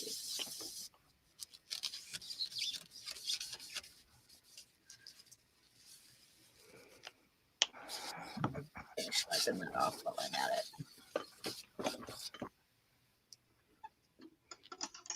Look at that. That's just from the leftovers. That's pretty. Well, it should dry and oxidize all pretty. Kind of want it more wet. So I'm thinking to color the back of it. There we go. Instead of leaving it like this. What do you guys think for earrings? I'm going to mute for just a second. Okay. You think I should color the back solid color? Maybe super light, or it could be super dark. Maybe the purple or the green. What do you guys think?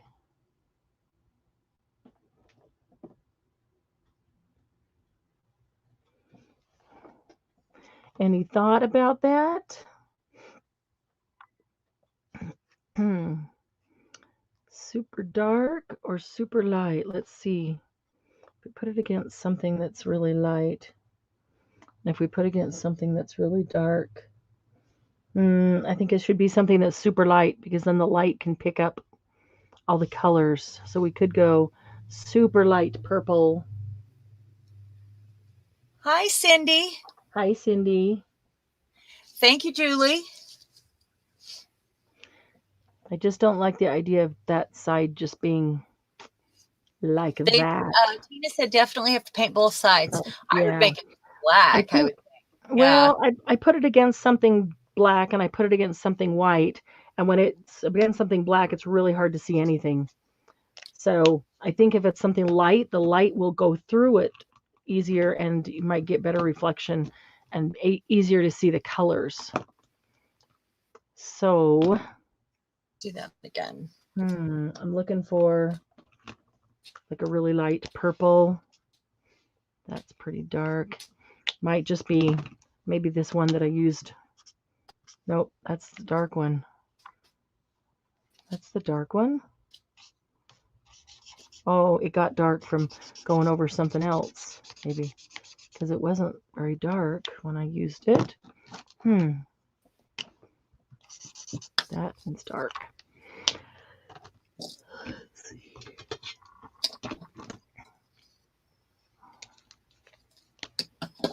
That's way too bright.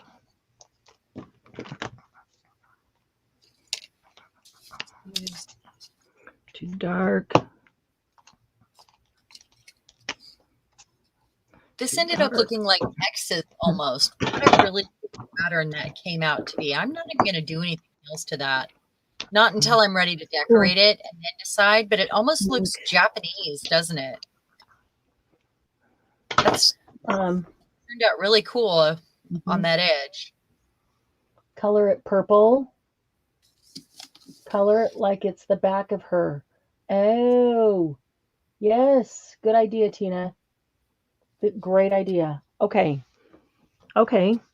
So we'll see her hat and her hair on top, and then it would be her green coat all the way down, and then her boots that are very dark. Okay, that's a really great idea. All right, so her hat is purple up here. And it's going to need some flowers on it, but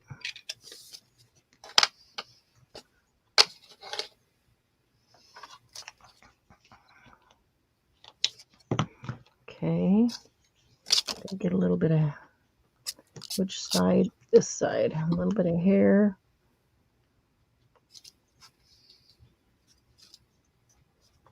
The hair's getting in the purple. No, we don't want purple in that color. And now I want that one. What one?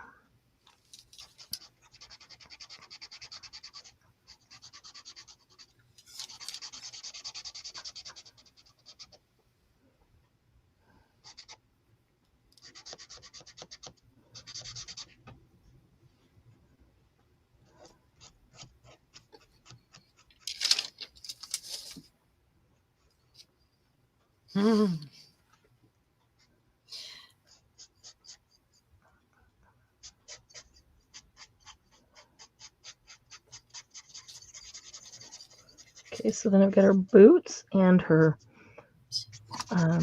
briefcase over here.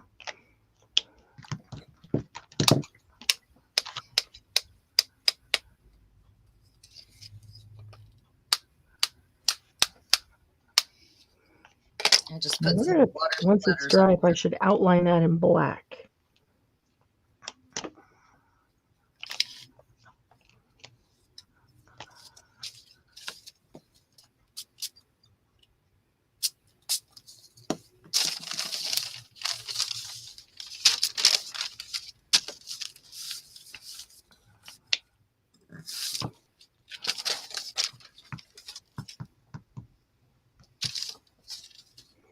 Let's see.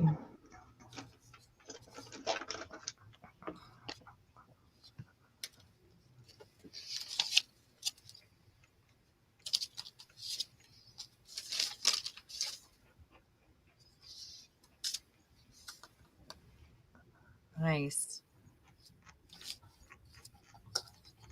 Give me one moment.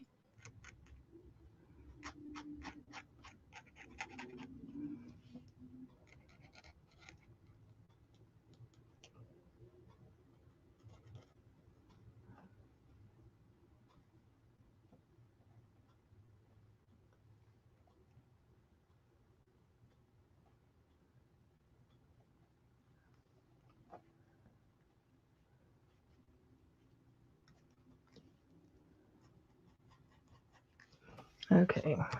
Sure, it's riveting to watch us color and dry things. Well, yeah, dead airspace. It's Yeah, I hate that. not, I'm sorry.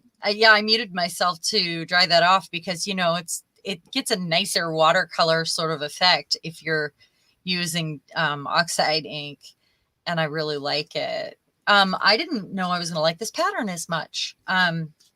I really would have said that was going to be my least favorite, and I love it. yeah, it looks pretty cool. I love it. And I always love the distressed.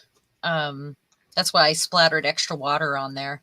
I just like everything distressed. Like the most distressed parts are my favorite, which makes me want to do the whole thing like that. Can't help it. Okay, so let's see. We'd use that side. We use that side. I'll clean these off later when I feel like I want to really get down and make everything messy.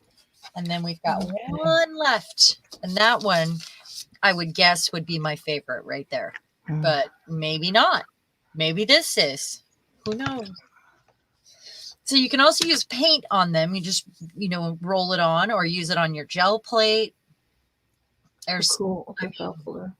a lot of ways to use a texture plate that is the unintended way to use it. So it's just fun.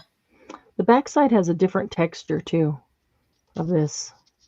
Does it? It's not like the one side is shiny and then the backside is very matte. Yeah, one is kind of rougher, correct? Well, it's very matte, so it's still smooth, but it's smooth matte, not smooth shiny. Uh-huh. They're both very smooth. Okay, so that's, I don't know, that's her coat is the whole back plus some hair. She could probably use some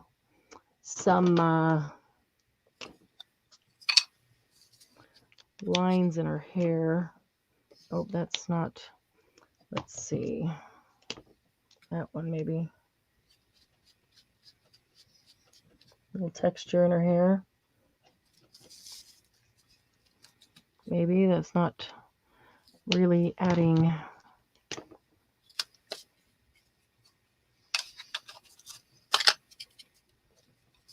There we go.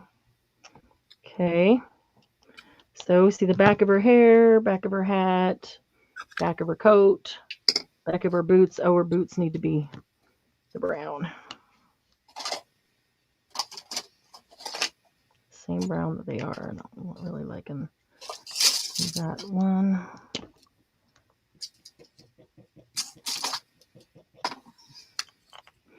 Okay. And then her front. Aw, she slid right out of my hand. Thank you, Sandy. You have a suggestion to put glossy accents on the back. I don't know why. I would put glossy accents on the front. What about the front and the back? Yeah. I mean, the front is shiny already. Maybe that's why not, but yeah, the back is very matte. So that would certainly make that shiny.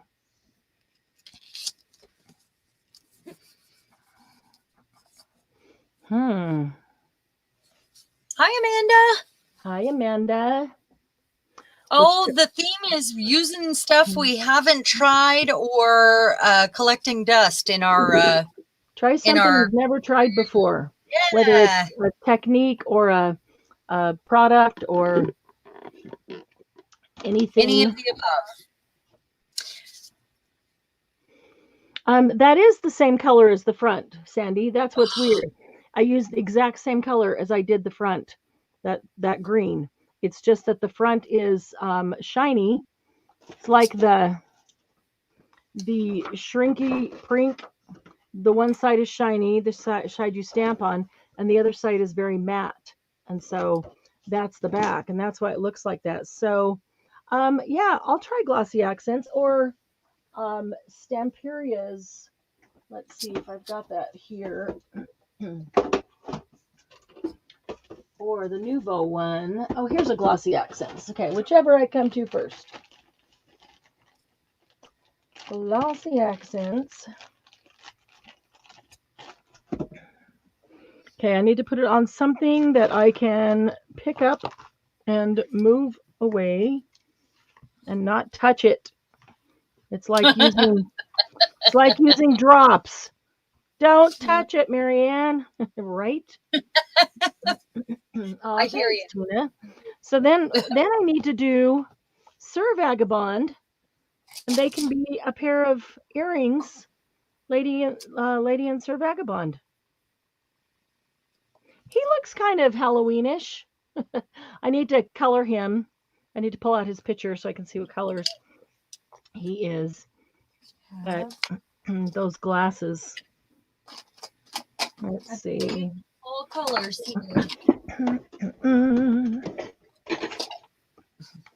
And I have hardly touched the ripe persimmon since I got it. So maybe I'm thinking orange leaves. I know these aren't leaves, but you know, it's a thought. All right, so let's glossy her up a bit.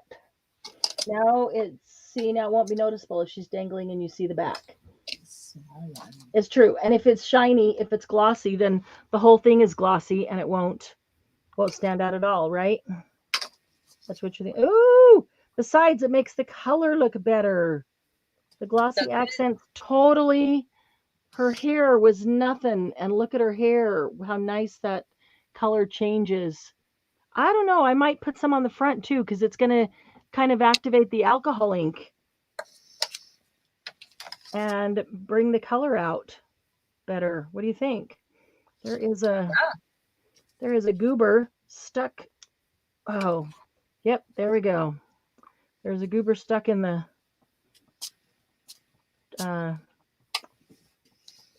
neck of this thing. Okay. Thank you, Sandy. I am really loving these too. I am surprised that this is the highlight of my try something new tonight. I thought it was going to be a passing thing with these texture plates, but I just want to try every medium on them now because I am really loving them. And it was such a good deal. The fiber paste, I'm like, meh about until I think I have a project that needs that sort of fiber because it is very fibery. It's like putting flocking on something. And that's flocking weird.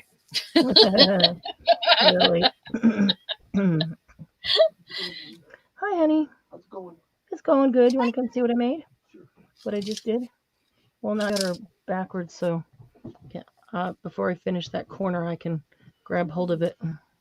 Maybe I can grab hold of it. I did some Shrinky Prink, which is like Shrinky Dink. And I did a I lady, don't like Shrinky Dink. a Lady Vagabond. A Lady Vagabond. Oh, that's her? Uh-huh. I stamped her out and then shrunk her, Uh-huh. and then I colored her. Right. And then I'm putting this Glossy Accents on, and it's going to makes the colors kind of activate and pop out because they're alcohol inks, so they're permanent. Oh. And then Sir Vagabond. Sir Vagabond. This is Sir Vagabond. Oh, that looks cool. Yeah. His glasses look kind of Halloween-y. They do. I need to really do his mustache because that will make a difference on his face. And so I put tiny holes in him and make a pair of earrings. Oh, cute. And put them in the sale. And then, oh, look at this. Look at this. Check this out. Oh, that's cool. Yeah, that's this. Wow. And they have a hole on opposite, so this one will hang in one ear and be flying that way, and that will hang in the other ear and be flying that way. Wow. So I just got to color those. Cool, huh? Yeah. Lots of fun. What are you doing? I was napping for a little bit, but I think I'm going to heat up the rest of the Chinese food. Oh, that sounds good. Do you want some? No, not Chinese. I don't know. Okay. I don't know what I want. I want something, but I don't know. I'll have some, Doug. They're sitting here talking about all the food. We have been talking about food all night. homemade meatballs and spaghetti, and that sounds really good. Homemade spaghetti and meatballs sounds really good to me. I'm going to do a halfy sort of thing with this one, I think.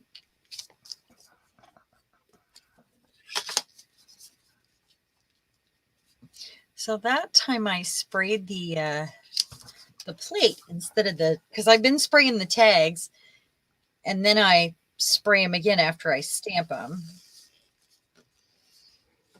I'm just checking her from the side angle to make sure I got all the areas. Oh, my throat is really... What are football steaks? I need to know. Oh, snacks. Okay. There's a bar. Football snacks. Oh, yeah. I'm okay with that, too. That sounds good. It's her vagabond.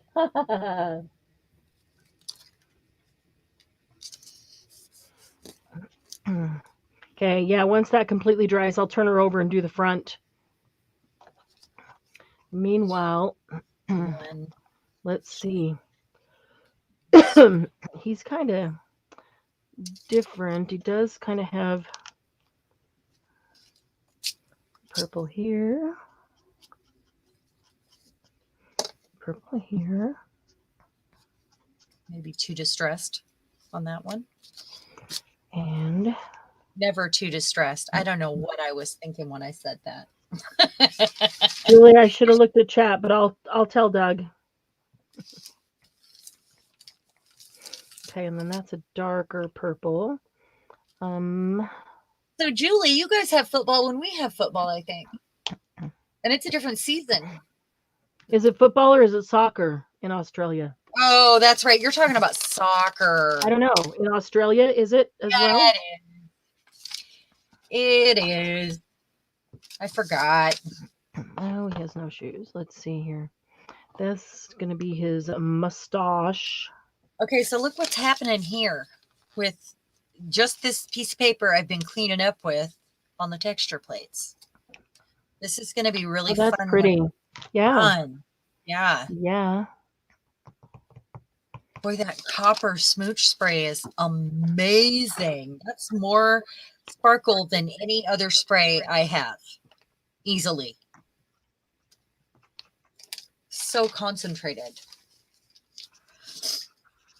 That's beautiful.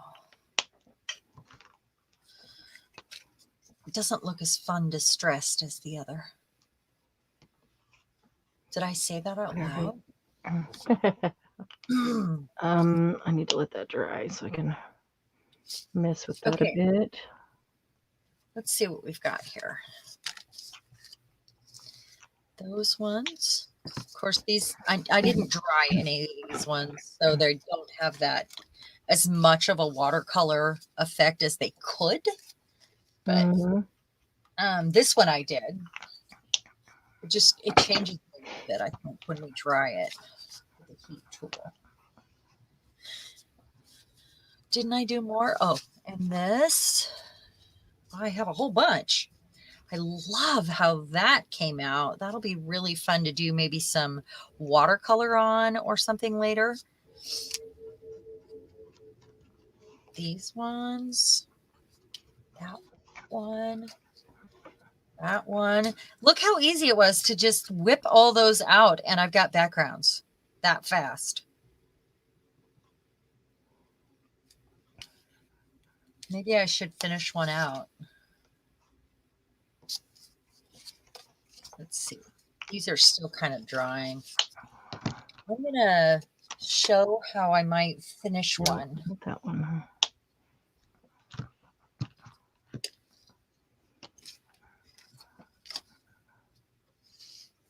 Oh, that's not the right one.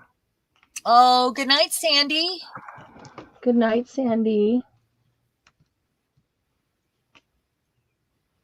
What is Kisimin, Julie?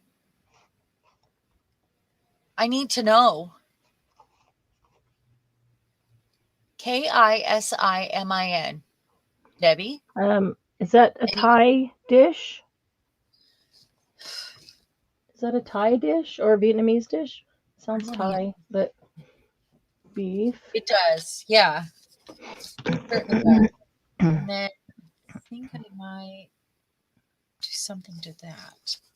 Okay, so while those are all in the drying phase, everything I did was it needed dry time tonight. That's kind of funny.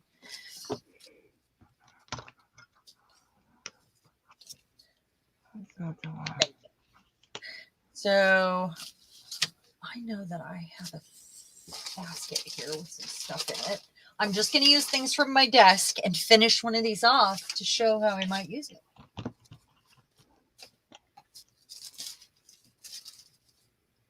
Has to be on my desk. That's the rule. Sounds like a good rule, doesn't it? Yep.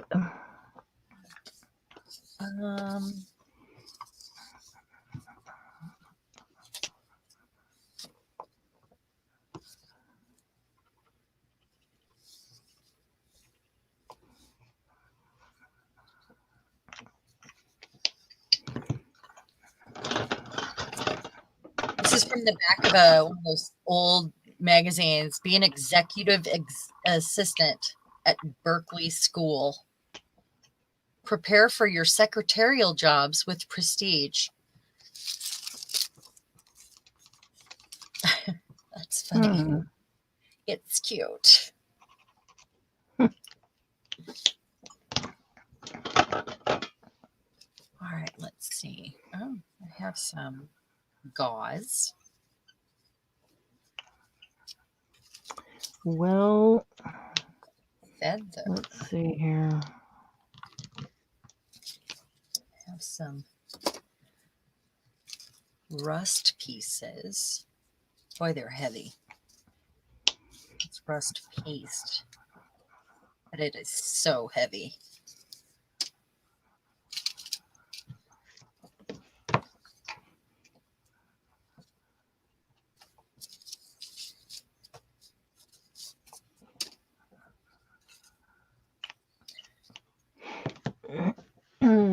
Got it from Auntie Gina, who's half Japanese. Okay, so it's a Japanese dish.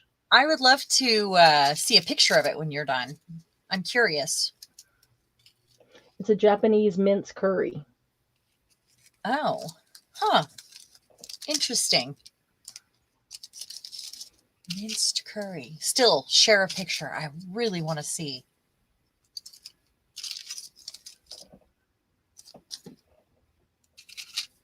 Amanda, you need that rule too. If it's not on your desk, you can't use it. I just really want to use, I don't want to reach for more and have more stuff on my desk right now. So that's kind of what I'm thinking here. That's why. Sharon, what's the difference between texture plate and embossing folder? A texture plate is something that, and you could probably run this through your embossing machine with paper, with wet paper, but it's an embossing folder is 2 pieces like a sandwich, like the bread of a sandwich. This is like the inside. It's not always double-sided. These happen to be double-sided, and they're actually made for clay. So, or fondant even, but you can find them in the clay aisle. And what you do is roll your clay out very thin, and then you press this into it to get this texture. And I've used crazy things for texture, including earrings that I loved the texture on, that was like this, you know, on clay. But you could also use it on your gel plate. It's perfect for the gel plate. I made a few last week that I haven't used yet for the gel plate out of stencils and modeling paste even. And they're the same as that, except these are way more versatile than the ones I made, because these are, you know, on chipboard and they're absorbent. These are not absorbent and they'll rinse right off. That's the difference. And I love them. Who was asking? Oh, Amanda. Yeah, I've had some really good luck here with them. Let me see what else I have available. I know I have some of these here on the desk. I don't know that this matches anything here, but let's find out.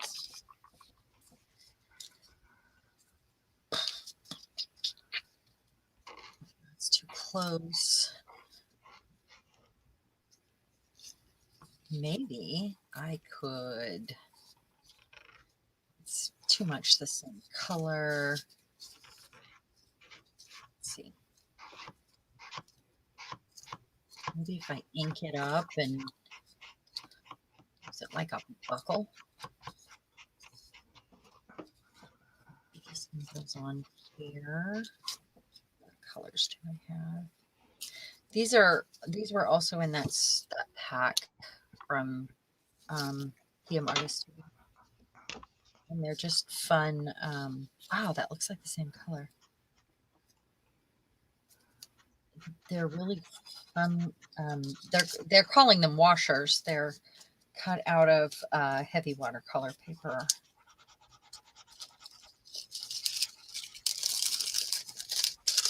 Which is a great way to use your gel prints and continue adding to them, because the more paint and stuff you add, the thicker they get, the more substantial they get. Oh, wouldn't be me if I didn't have some of this sort of stuff on my desk. Let's see here. Move that away. Clearly, I was working on something there.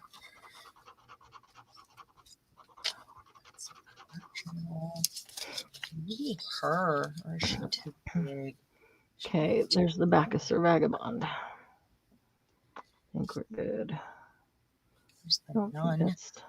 Been doing that a lot. Dark enough. I wonder if this will. But she really goes. It's the right size. Nothing about it. She's adorable.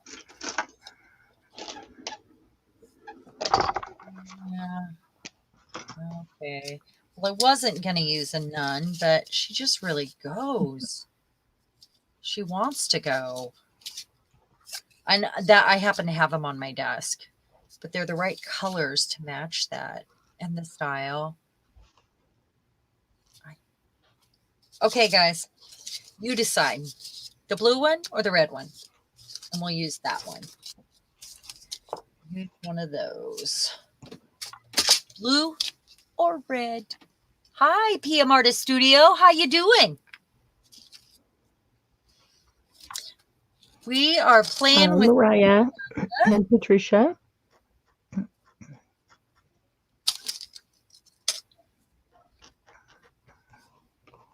Didn't mean to interrupt you there. Go ahead.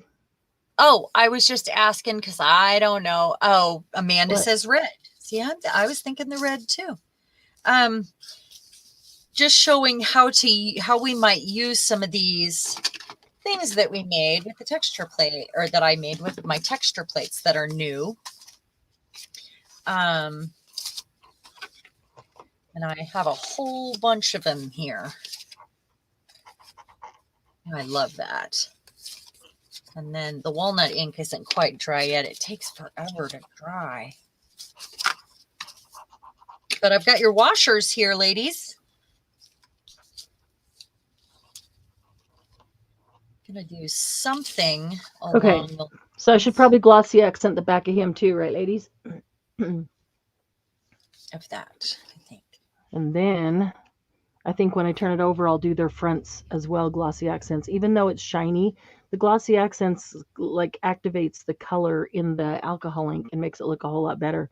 So for earrings, that would be very cool to have both front and back done. So we'll do him, and then I'll move them aside.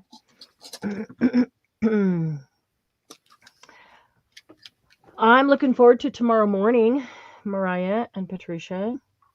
It sounds like a good one. Sounds like a lot of fun. Can't wait to see the books you just put together. I'll have to remember to turn my alarm ringer, my volume back on, because I turn it off for these lives just in case, you know. And then I forget to turn it back on, and my alarm goes off and I sleep through it. I mean, it's on, it's just no volume. That's why I woke up late last week, and about 3/4 of the way through. I missed last week. We were gone. So bad. So I'm looking forward to tomorrow.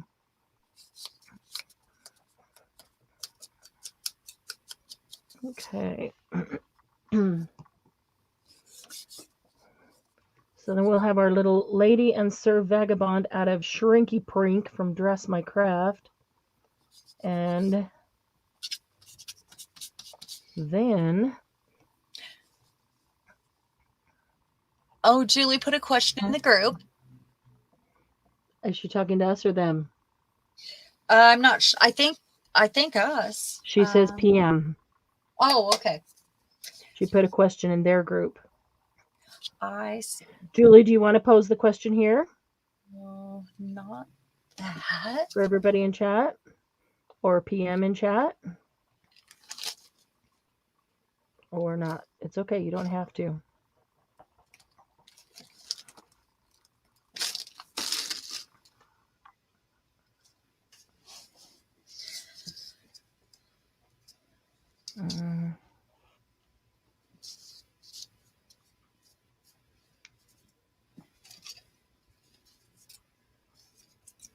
Sorry, Margie. Gotta go to work on this. You're not gonna like it very much. It's a doily. Oh. Wasn't it already cut? I'm up herself, right? Wasn't it already cut? Yeah, it was already cut. So then she doesn't mind if you cut one that's already cut. That doesn't bother her. Good to know. It's hurting a brand new one that bothers her. When it's not brand new, as in uncut. Okay. So the backs are kind of plain, but I did those first. The Lady and Sir Vagabond. And then once they are dry tomorrow morning, I can flip them over and glossy accent the front. Hang on a minute. I see a little spot right there that needs, there we go. Perfect. Yeah, glossy accent the front, then put the earring attachments on them, and we'll have Lady and Sir Vagabond earrings. And what color did you guys say to do the butterfly earrings? I think they decided. What? I might save the butterfly earrings to color later. I'm pretty pathetic, but I'm a short attention span colorer. I want to color, and I get all these supplies and sit down to color, thinking I'll color for a couple of hours, and I can't. I can't. I color a little bit and I'm like, okay, time to do the next thing. Then come back and color a little bit. All right, so I'm going to move these somewhere where I won't touch them. Lucy's going, please, Marianne, hurry and move those. All right, out of the way. And then, let me take this tool back over there so I'll remember to get pictures. Yeah, I just got out a pile of lace because it goes with the nun. I'm gonna ink this up before I glue anything else down. And these ones I'm just gonna do this with, I believe. Just glue them down like that. You could just do that right away. So I'm wondering, let's see here. Get this stuff off my desk first. Espresso envelope.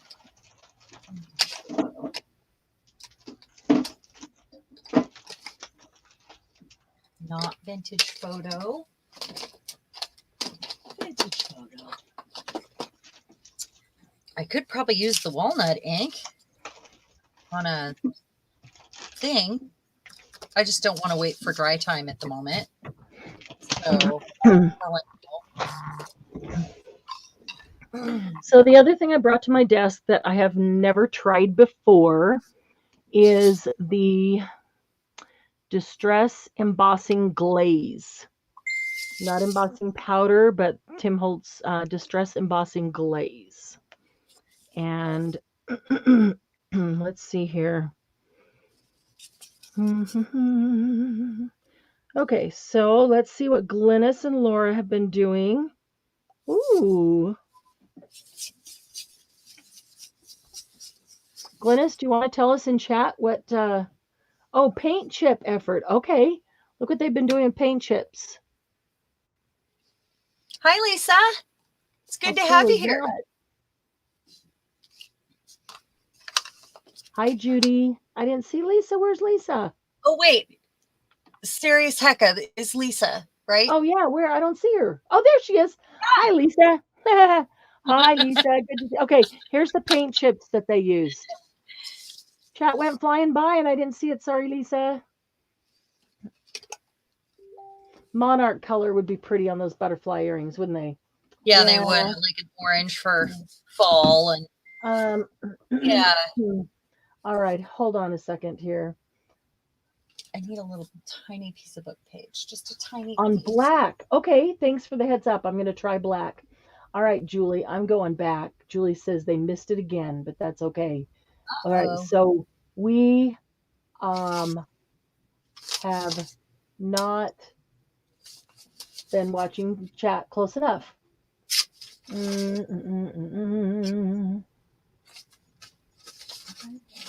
Just a sec. Would Glossy Gel Medium be a good resist? Yeah, no, as a resist, you mean like let it dry first and then go back? Because yes, then it would work. Okay, I had asked Julie earlier if she wanted to put her question in here, and she said, I did earlier, but nobody saw it. Oh, sorry. So the question is, would Glossy Gel Medium be a good resist? Mariah and Patricia, are you still here? What do you guys have to say about that? About Glossy Gel Medium?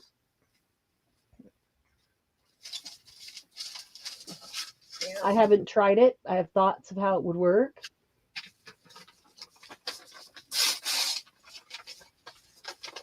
Let's see. Depends on how you apply it, I would think. Mariah says yes, as you said. P answered wonderfully in her. Okay, so Patricia answered it in their group. We can all go there and read it.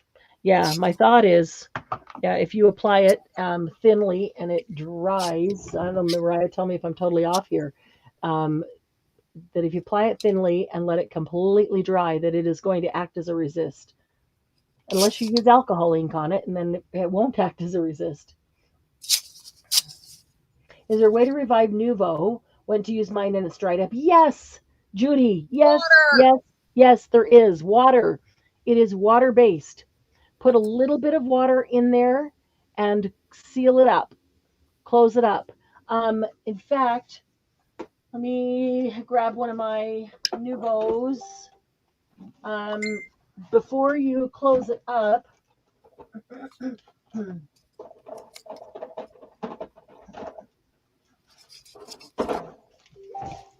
Judy, put a little bit of water in it, and then you can use saran wrap, but I really like this press and seal.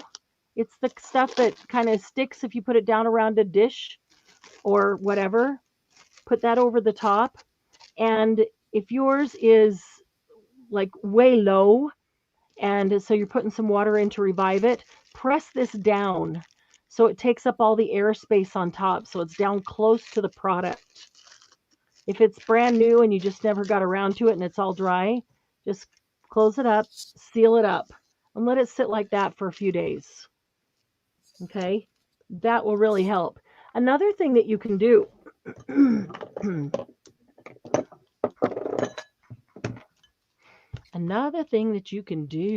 Judy, let me get my water over here. I know I've got a dry one. Let me get one that's colored, darker color, so you'll be able to see it.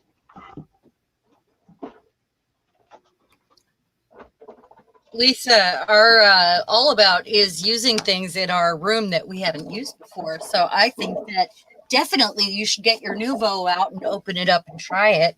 It's just like the stencil butter that they've been using. It's a lot of fun. Good to stencil over stuff. Good for, you know what? Yeah. Okay. So this one's Persian. This one's Persian red. What I should do. Oh, wait. We got to take a look at. Here's Laura's. We saw Glennis's. So this is the palette that Laura was using, paint chips. And here's hers. Ooh, let me turn it to the side. Like that a lot, Laura. Look at that. That's gorgeous. That's all with that paint palette? Or you did, she did stuff on top of it. Love it. What a great. With the paint chips? Great idea. The paint chips are behind it. Yeah. That's a great idea. That is a great idea. And it's beautiful. I do like that a lot. Gorgeous. That's cool. Thanks for sending that. That's awesome. Okay, so I'm gonna get a piece of paper. Oh, I've got some little guys right here.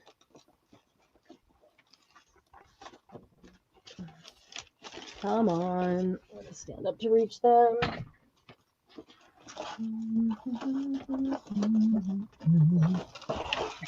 There's some small papers. Always in threes. Okay, and I'm going to take this butterfly stamp set, and let's see, I put the archival away, didn't I?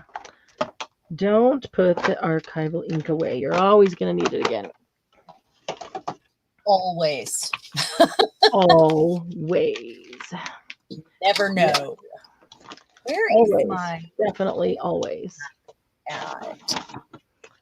I've got all these tags stacked here on my desk.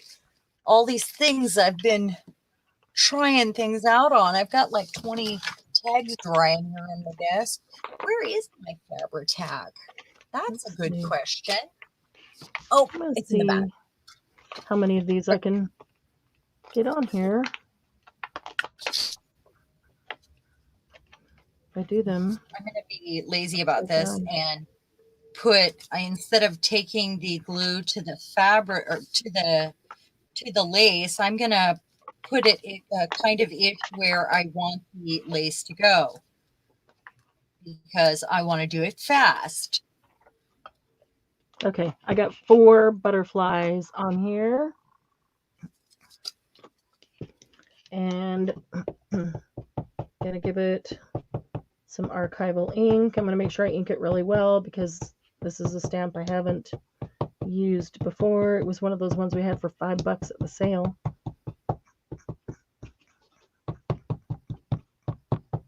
And I didn't bother to prime it by sanding it a little or roughing it up to make sure it would hold the ink. So I'm just going to make sure I hit it really good with ink. Okay.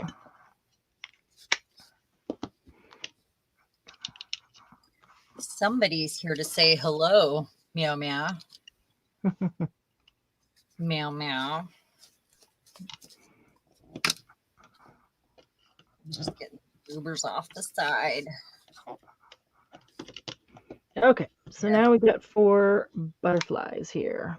I am not, I should have grabbed my stamp. I will pull it out next time. The stamp, Oh, I have this out. what do you call it? Stamp foam, the stamp pad, stamp sponge. This, oh, you know what? All the ink is still on this one. I'm going to. What are you talking about? The stamping. The blending tool? No. Dome foam? I'm just going to see if I can go right over the top of this without using a tool, because there's a lot of ink still left on the stamp. There we go. Ah, who needs a Misty? Do it myself.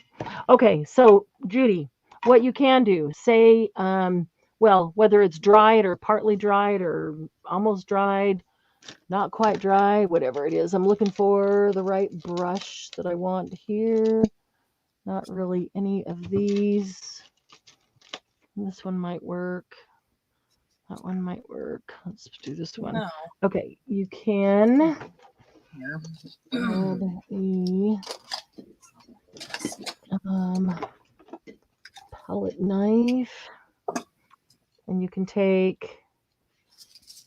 do this with it dried or not dried. So this one's kind of dried. Look at that, a little, a pretty decent sized chunk out of there, and it's kind of dried. Not really. I mean, it's not too bad. Once I start smashing it, it's not too bad. It's kind of dry in there, though. And then, just going to close that back up so it doesn't get completely dry.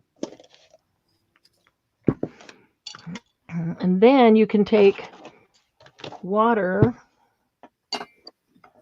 and use this. Grabbing a script stamp. Use this like watercolor paint. I got way too much to do a couple little butterflies, so obviously I'm going to have to do something else with it. But if I don't use it all and it just sits here, I can come back tomorrow and add more water to it. There's a little long hair sticking out. I can come back and add more water to it and activate it again and use it again, so I'm not going to worry about it. Same thing with alcohol ink. If I use alcohol ink and it dries on there, I don't go wash it. I leave it there, because next time I do alcohol inks, all I have to do is put a little alcohol on it or on my brush and touch it, and activates it all over again. Yeah, there's a little hair sticking out of the end of this. I'm going to have to clip that off, because that makes it go where I don't want it to go. Okay, I think I got it.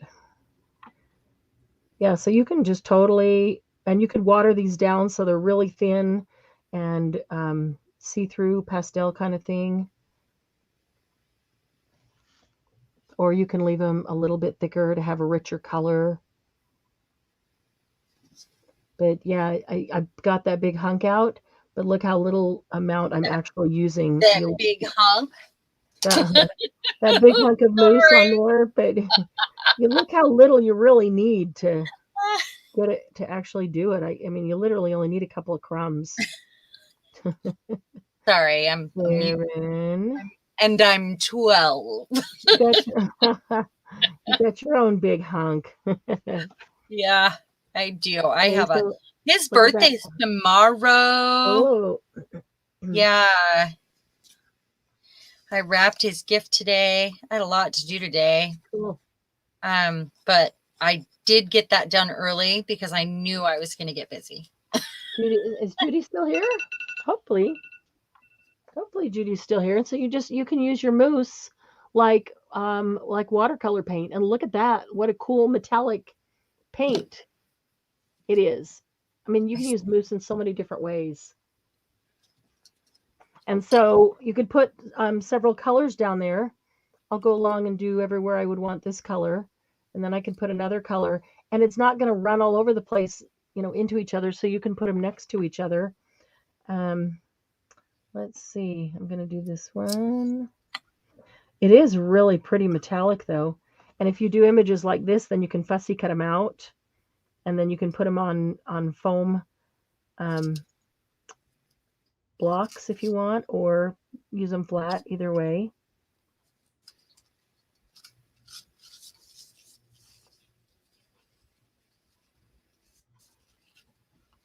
And even can go like this one. I did it darker here, and it kind of fades lighter and lighter and lighter all the way out to the tip. She's about to jump on my screen. Good. Water works for acrylic revival only if it's a little bit moist already. If you need to thin it out, or because there's water in acrylics. So if you're thinning it out, it's gonna, with water, it'll work for you. And I do that often. I find a paint that I haven't used in a long time that gets, I kind of like it when they get thick though, because I can use my palette knife. But I just different purposes. a little water in it. That's nice. It needs black something. It needs a lot of black somewhere, like black marks, black dots. I'll figure it out, and I'll post pictures in the group. I like using this like paint because it's much more stable. I mean, it doesn't run. It goes right where you put it. Yeah, mousse. Yeah, like watercolor. It makes really awesome paint, and it's so easy to use because it just becomes creamy, but it doesn't run like paint does, even if you get a little too much water. It's just super easy to use. It does work well. It's like the shimmery watercolors that everybody uses that are super expensive, but you could be using Nuvo mousse instead. Right. It's like you get to double duty your supplies. Yep. More than double with Nuvo. Okay, where's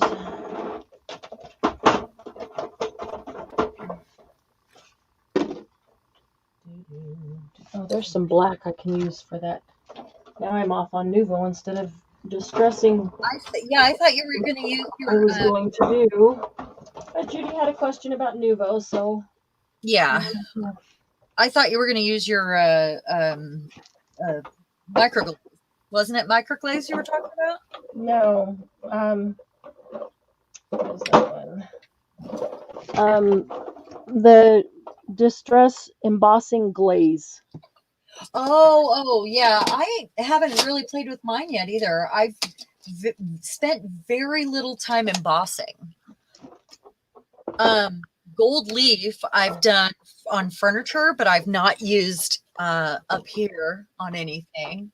That would be fun. That's another thing for another day. Needs black marks.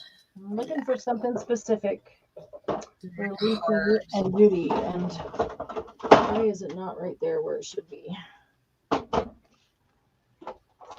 Let's see here. Needs a tie.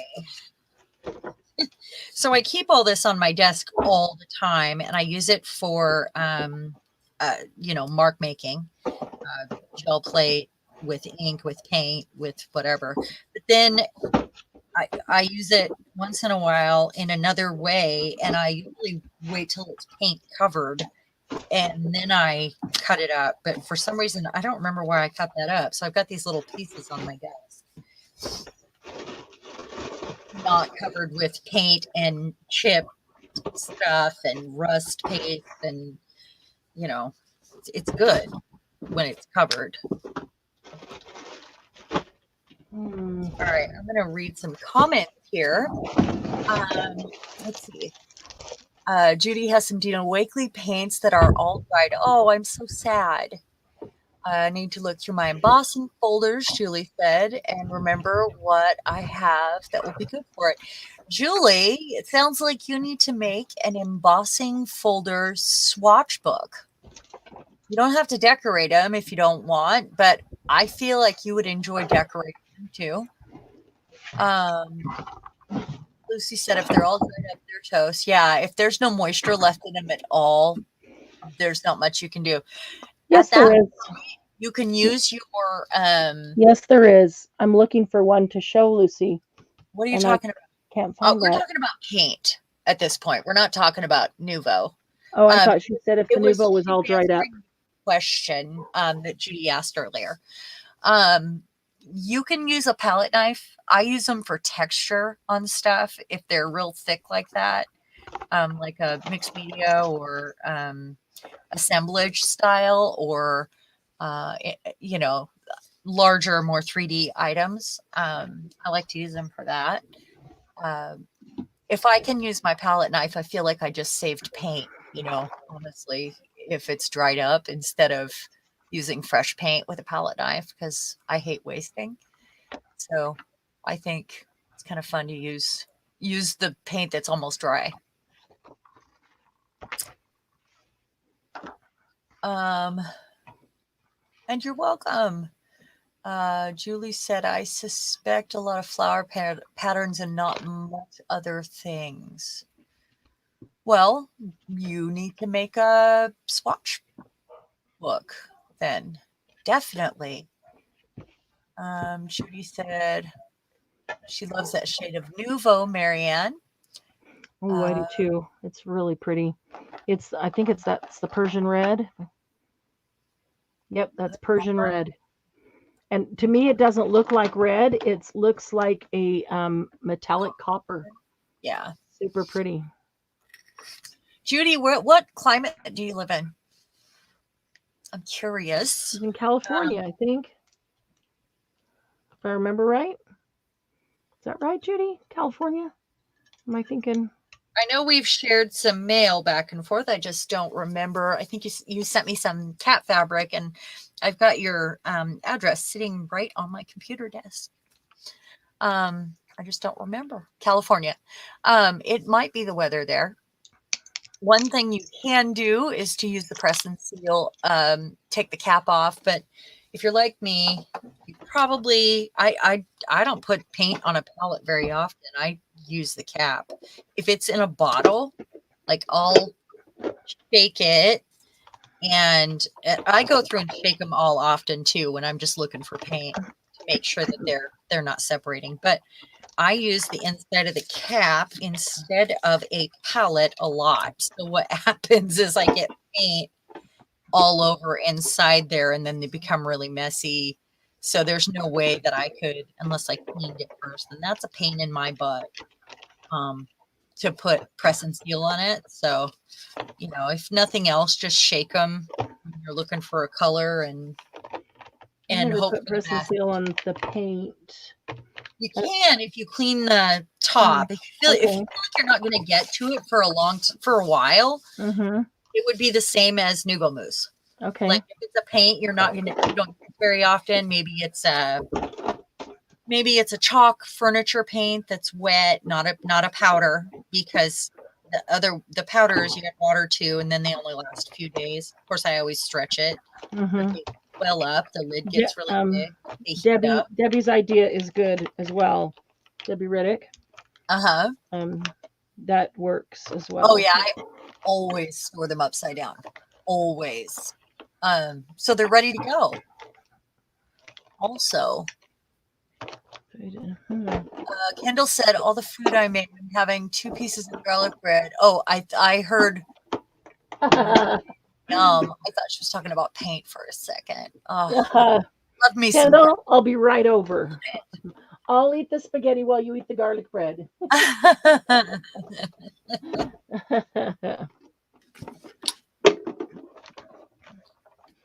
Oh, come on. I'm just I do looking like for... it when my paints get thick, though. You know, and if I feel like there they're we go. running low, or they're running dry, I'll mix them with some in little jars of modeling paste or Mhm.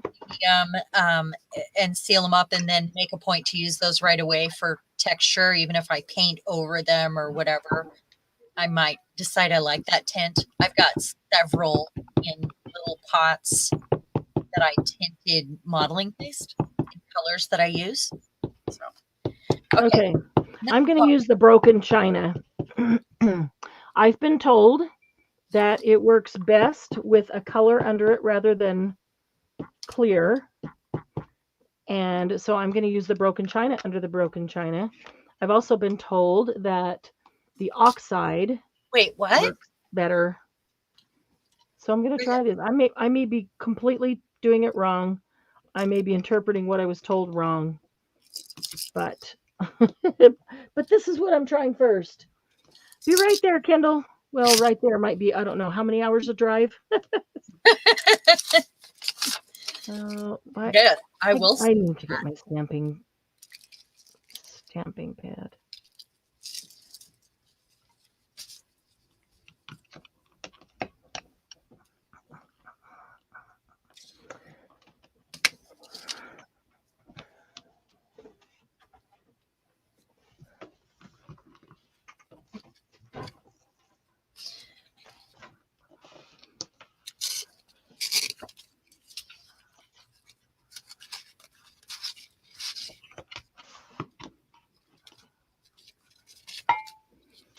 Well, but that's dried already. That dries really fast. So I wonder if I'm supposed to do that and then stamp that down and then go over it with embossing ink so it sticks. And maybe that's what I'm supposed to do. I guess I could have looked up and figured out what I'm supposed to do. What were you told? I was told that it works better over a color. Oh, are you using clear? No, I'm using a color. But I was told that it works better over color, not over clear. Huh. And I was told, oh, wait. Okay.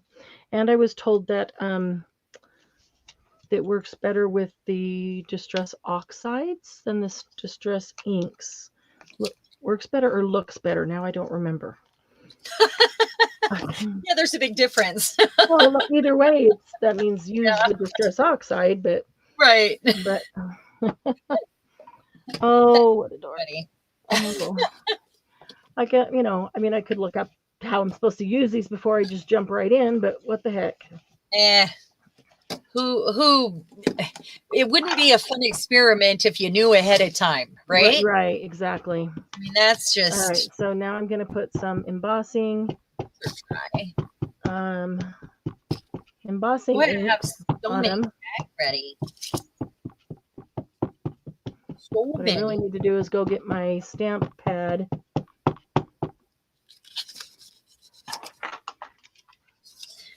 Because I'm not getting a very good stamp with that. Where did I put my stamp pad? Okay, and then, so I've got embossing ink on there.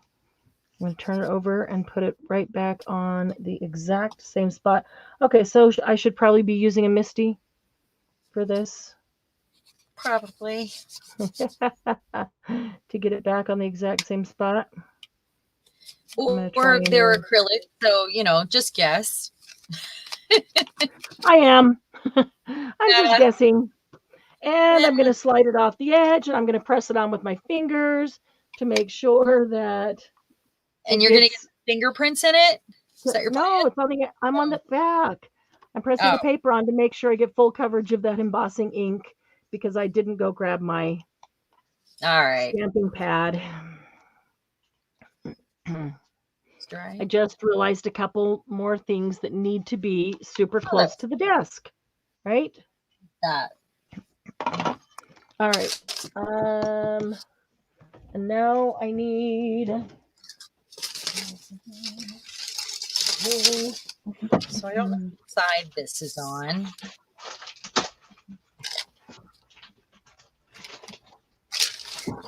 Is it the dull side that does this? Yes.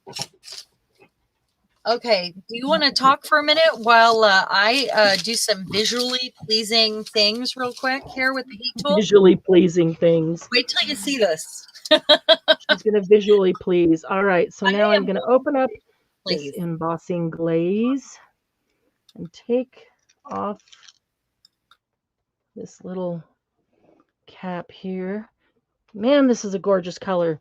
Look at this. This is broken china. So pretty. It's kind of like my fingernails, except my fingernails are getting trashed. I need to redo them. Okay, so I'm going to turn this over.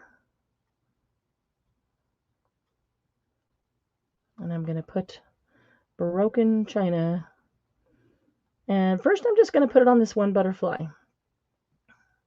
because obviously it's way more than I ever need. So then I'm going to, as I let it run off, I'm going to let it run over the other butterfly to see if there's enough to cover the other butterfly without even having to put any more on. There might just be a tiny spot right there. So I didn't have to put that.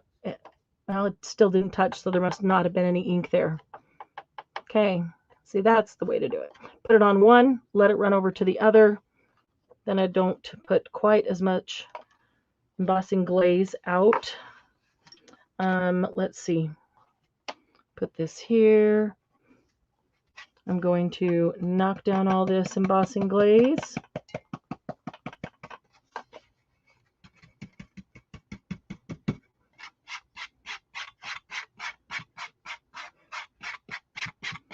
Get a little brush and do that. Love it. Knock it to the corner before I even take the thing off, the cap off.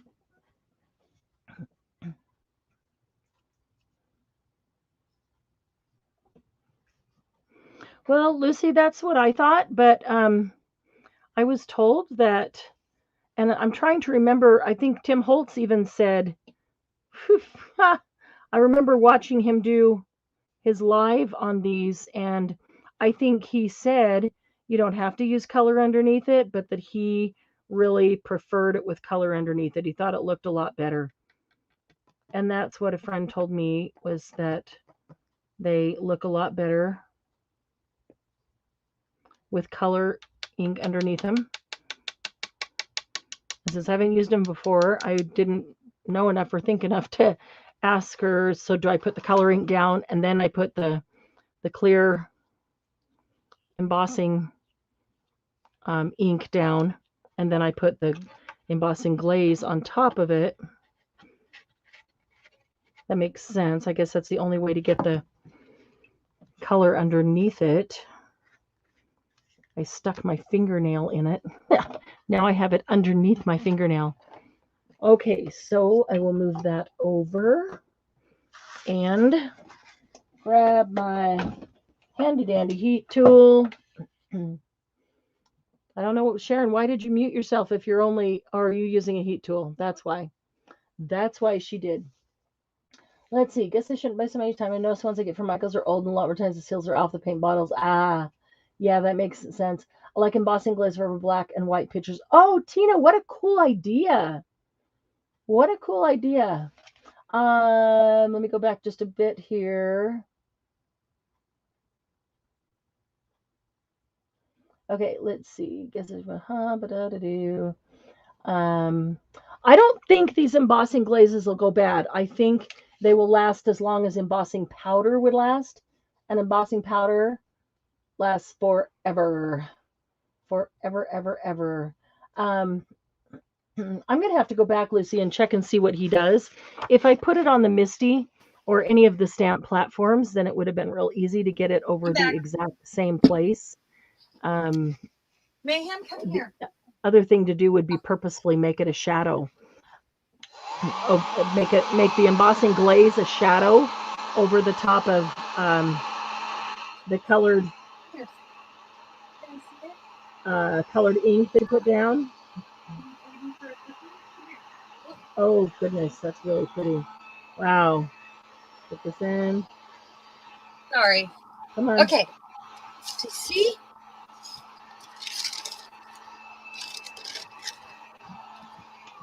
Whoops. So. Oh, that turned really fast. Okay, I just realized that I kept trying to get the rest of it to turn, but it all had turned. What I was trying to get was that distress ink that was underneath it where I wasn't directly on. Wow. Wow. I have a new favorite product. See that. Check that out. Oh my gosh, it looks so it looks like it's carved out of there almost. Isn't that cool? I'll try the same two butterflies next to it, and I will not put the blue distress oxide underneath it. I will just do the embossing ink, and we'll be able to see the difference side by side. Since let's see, it's already on there. Okay, just need to ink it up with embossing ink. I love that, and I like having that color underneath it because it's like a shadow underneath it. It makes it look, to me, it makes it look like that butterfly is raised, it's elevated, and there's a little shadow underneath it. That is sweet. That looks, I was going to say it looks totally like it's got a glaze on it. Well, duh. That's what it is a glaze. All right, I don't want to touch those, but I do want to go in the same direction. I'm going to slide it off the table. I'm going to push some with my fingers, make sure I get full coverage. This is the cheater's way too. I didn't bring my stamp pad over or my Misty, and so I picked them up off the table and I'm rubbing them with my fingers to make sure I get full coverage over the entire butterfly and part of it doesn't miss. Okay.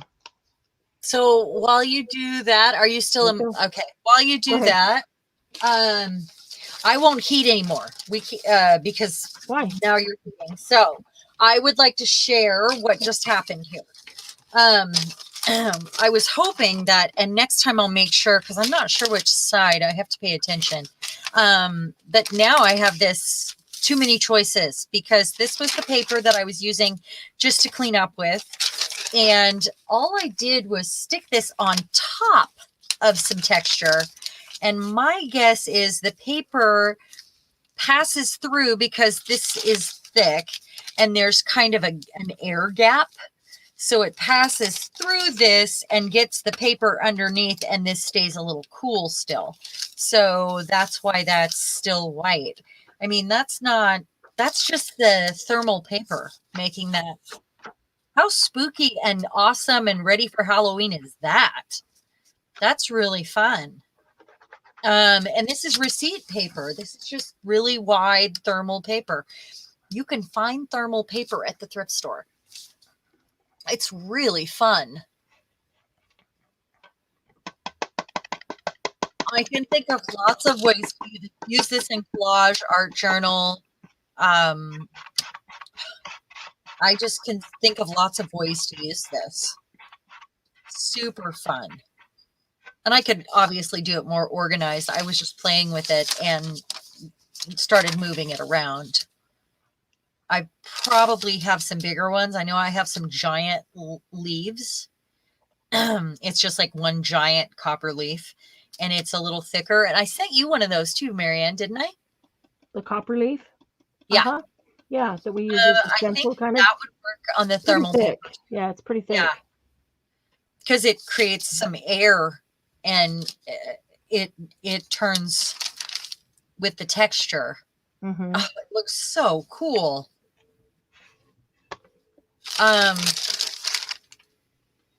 But now hard choices, because I really like this side for collage bits, and I really like that side. So I can do that again. This was more like cleanup, so harder to make exactly like this, and I'll use it in pieces anyway. So I can make more of that easier. I would like to share. Let's see here. Oh, I should check my Goosebumps. Let's check the Goosebumps.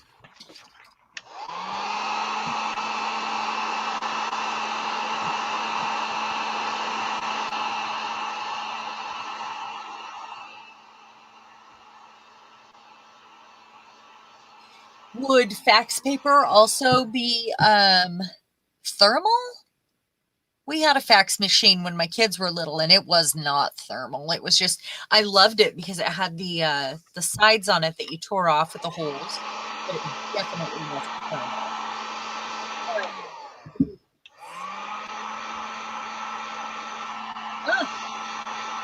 Just about mostly dry. That one's probably dry. The other ones have bigger puddles. Okay, so this is really interesting.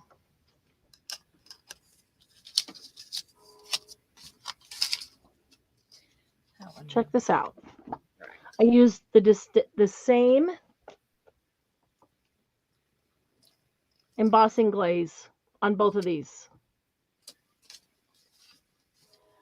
And one has the oxide under it and the other one doesn't. Has the oxide, broken china oxide under it, and the other does not. It only has embossing ink. Well, that's because you put it on black, I would think. I'm just saying it's on right. It's on black, but somebody said they really like using it on black, and so I started with black, and I can do it on white as well. But obviously, there's going to be a difference on white too, with how dark it is. Yeah, for but sure. With this one on black, at least you can't even tell what color it is. It's just there's a glaze.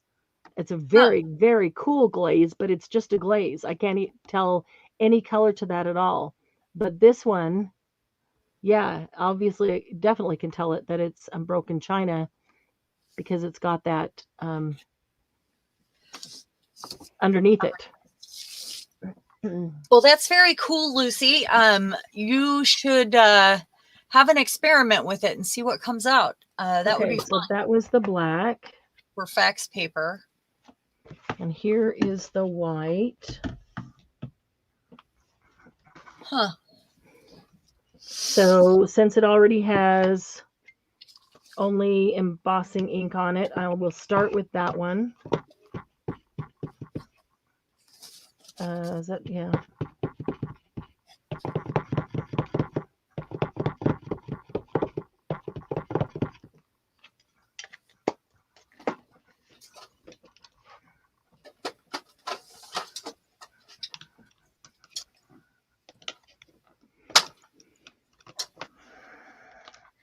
We're going to do the finger cheat again.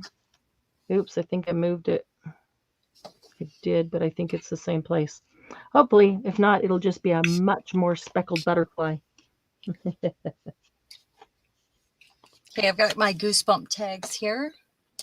Money's thermal paper, so you want to grab your money and start doing something with it. Money's thermal? Mm-hmm. What Tina says. I believe her.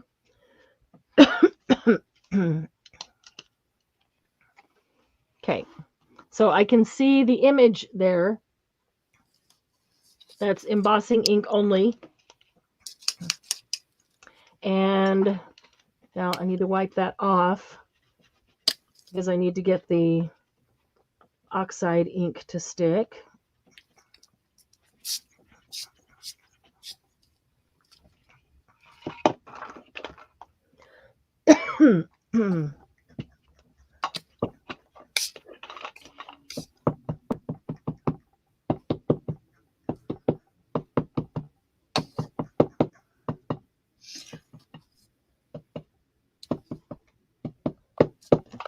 Okay.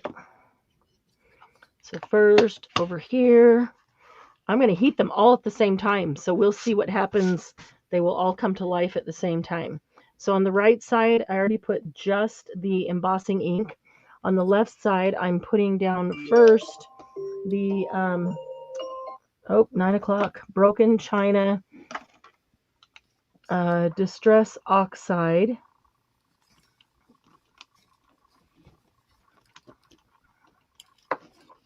And gonna do the finger cheat on that one too. Make sure it gets full coverage. This stuff would be good on silk roses, like water droplets. Woo! It's pretty on white. All right. Yeah, it is. Then try to clean this up. One more run, pass over that with the embossing ink. That's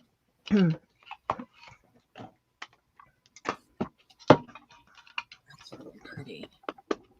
That is a nice resist. You can't be mad at that. Okay. Okay. The other ones, they're not quite dry enough for ink, but ink would really make them stand out because then you'd be polishing them at the same time, all those little bumps. I wonder if adhesive spray would work the same. I'm wondering because it's very glue-like. I have like adhesive craft spray in here somewhere. I wouldn't spray that in this room, not without a lot of protection, but I feel like adhesive, like the stuff in the shop, like downstairs in the garage, would be even thicker. You know how it comes out all kind of, it feels like party streamers almost when it's coming out because the nozzle gets clogged a little every time. Mm-hmm. I would think that this feels similar coming and would be similar. I got even, I think, more perfect. Oh, who needs a Misty? Got the embossing, directly on top of those two. Okay, so time to add the embossing glaze to all four.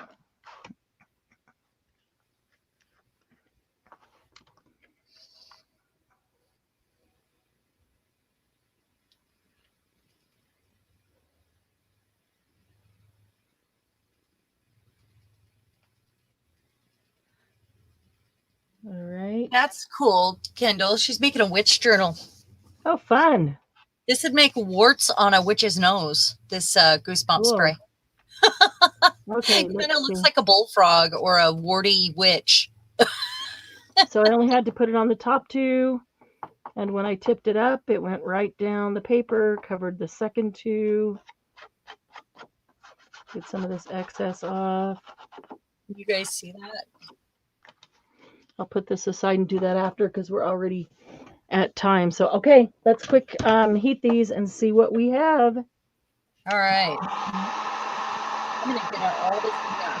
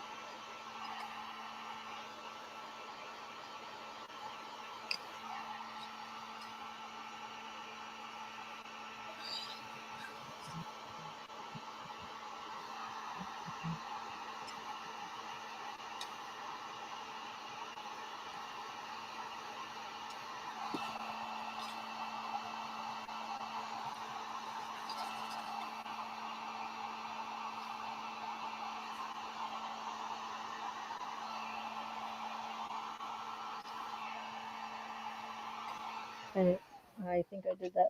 Okay, one of the things that I remember Tim Holt saying These don't take very long, and that is true, especially with a hot gun. And he said you need to hit them until they're um, done, but don't keep the heat on them and keep going too long, or you end up making all kinds of bubbles in the glaze. I like bubbles. Oh, Yeah, depends on what you're actually, making. yeah, that is true.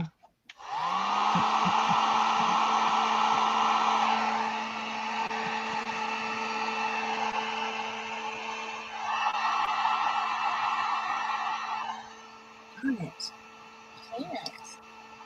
I can't get it all in this shot. I'm trying. I'm trying to display all of everything that was made tonight here. Okay. Oh my gosh. And that, because these are wet still. And there's still some more that are wet off in the distance and on the back counter. But Yeah. look at all the backgrounds I got started tonight and the collage fodder. Oh, I'm just really, really pleased with this experiment and play. So the biggest difference, I think, with the oxide under it is the intensity of the color. It's much more soft and muted when it's just embossing ink on white, and on black, it just looks like a clear glaze on the black in the design. You can't tell that it has color. But having the Distress Oxide underneath it on the black, you can definitely tell that it's blue. It looks very cool. And the blue on the white is just a stronger, more intense color. So that's the biggest difference, is a more softer muted color and a more intense color. So you're going to paint that copper nouveau on the inside of the wings. Oh, that would be super pretty with this blue, wouldn't it? With the broken china. Yes, Judy, I will do that. Leslie the only told to use the glaze as an overall cover. Not seen him use it on stamps. Oh, yeah, he's put it on over the top of things, like I the whole just thing. had a crazy idea. We could make stained glass on shrinky dink plastic with the glaze. Stamp out with black, fill it in with the I wonder how it would work. Or we could just do it on acetate. You couldn't put this on until you finished shrinking it. On acetate it would work, and no need to shrink it. Just yeah. That would be really cool to make some mock stained glass with our stamps. Mm-hmm. Oh, fun.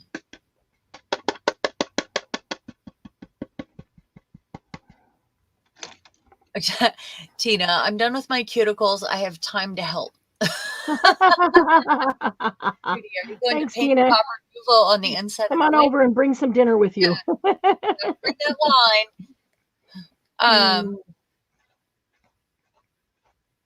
I don't think it matters, Julie, what he adheres the glaze to, as long as it sticks. So it could be ink, it could be glue, it could be any embossing pen. It could be anything that'll keep that wet long enough to melt it and not blow away with the heat tool. Because once it's melted, I mean, it's plastic, it's going to stay on there. Well, and Julie, you say overall, when you're doing it overall, you could just take your embossing ink pad and put it on something. You could cover a whole area pretty darn quickly if that's what you wanted to do. Or if you had a stamp that was something solid and he was, covering the whole thing, or it was something that was fussy cut out, and it was something solid. Same thing. You could just take the embossing ink pad directly to it, and just, instead of doing it onto the stamp, do it directly onto the paper or the chipboard or whatever it is. It'll pretty much, the glaze will stick to anything that the embossing ink will stick to. and embossing ink will stick to a whole lot. This would be cool on metal. Very cool. Check it out, Mary. Goodness. Look It's at that. like we hit That's the 9 o'clock Goosebumps Spray. and the yawns came on. All of a sudden I'm tired. Body's going, yep, I know it's 9 o'clock. Time to go. Can you see this, Marianne? That's really It's pretty. Goosebumps Spray where the ink Okay. has, or the spray has soaked into the paper, and then I just wiped it away. So I buffed it off of the Goosebumps sprays. Look at how it looks like a frog with warts, or it just really distressed it and gave it So that texture is the warts, so that's what the Goosebumps left. Is that right? Yeah. Yep, Cool. that's right. Can you, I don't know if you can see that. I'll take some pictures because it looks pretty cool. That is just so cool. It looks so neat right here. It looks like a map right here. That looks really cool. I like the colors too. Well, I was working with fall, you know. Okay, this should be soaked in by now. So if I take it away, oh, look at that. Everywhere where it's lighter, that's the Goosebumps spray. Wow. That's what cool. a neat effect. It definitely looks like a bullfrog. It just needs some eyes. Very cool. I'll just paint some bullfrog eyes on there. I have to see what this Nuvo is gonna do inside here. Cool. Yep. Julie, they start at, let's see, 8:30 a.m. my time, 9:30 9 o'clock, 8 o'clock. Or 8 my time, 9 o'clock Marianne's time. So whatever time that is in, you know. Yeah. Thank you, Judy.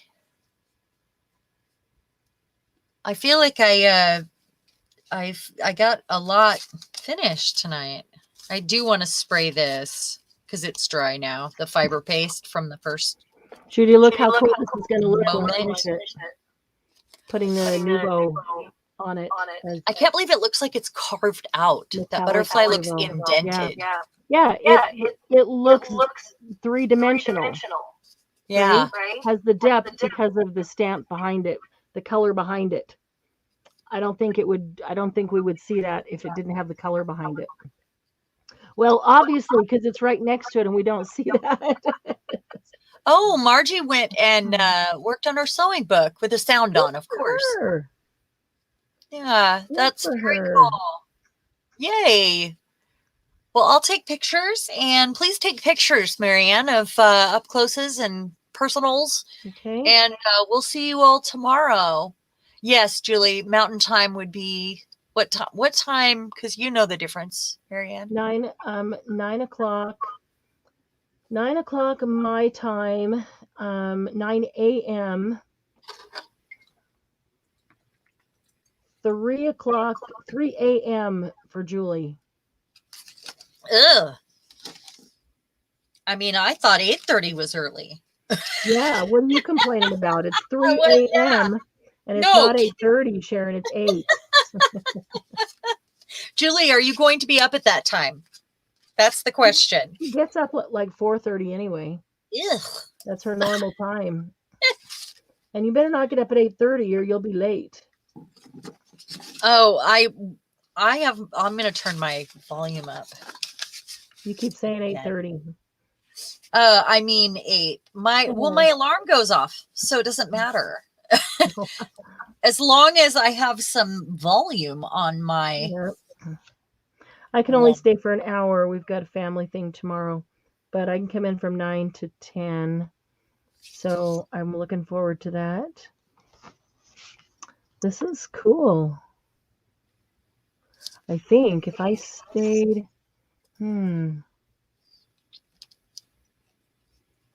I stayed on the other side of that black gloss, then you'd actually see 3 things.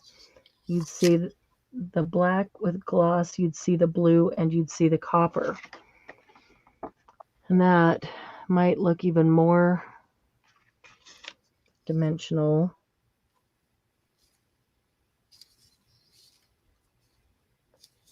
No, that will be cool. Good idea, Judy. Thank you. Well, hi, Bev.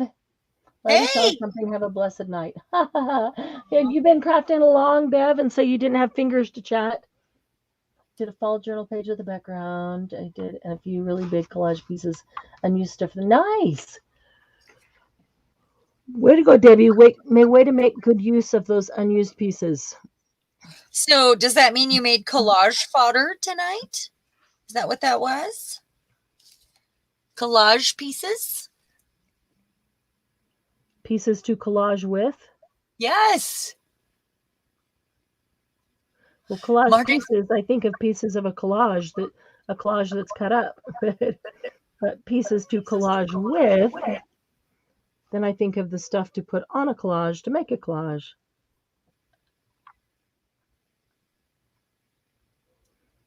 So she was doing that along with you. That's cool. that's very cool. Let's see here. That one. No, I'm just making marks on this. I just love Okay. how this China pen works on everything. Hmm. I mean, this is a heavily painted piece of paper, and my gel pen would barely work, and a paint pen is super expensive, and it's not the same effect. This is more distressed, and I like it. All right, everybody. Time for us to go see the hubbies. Yeah.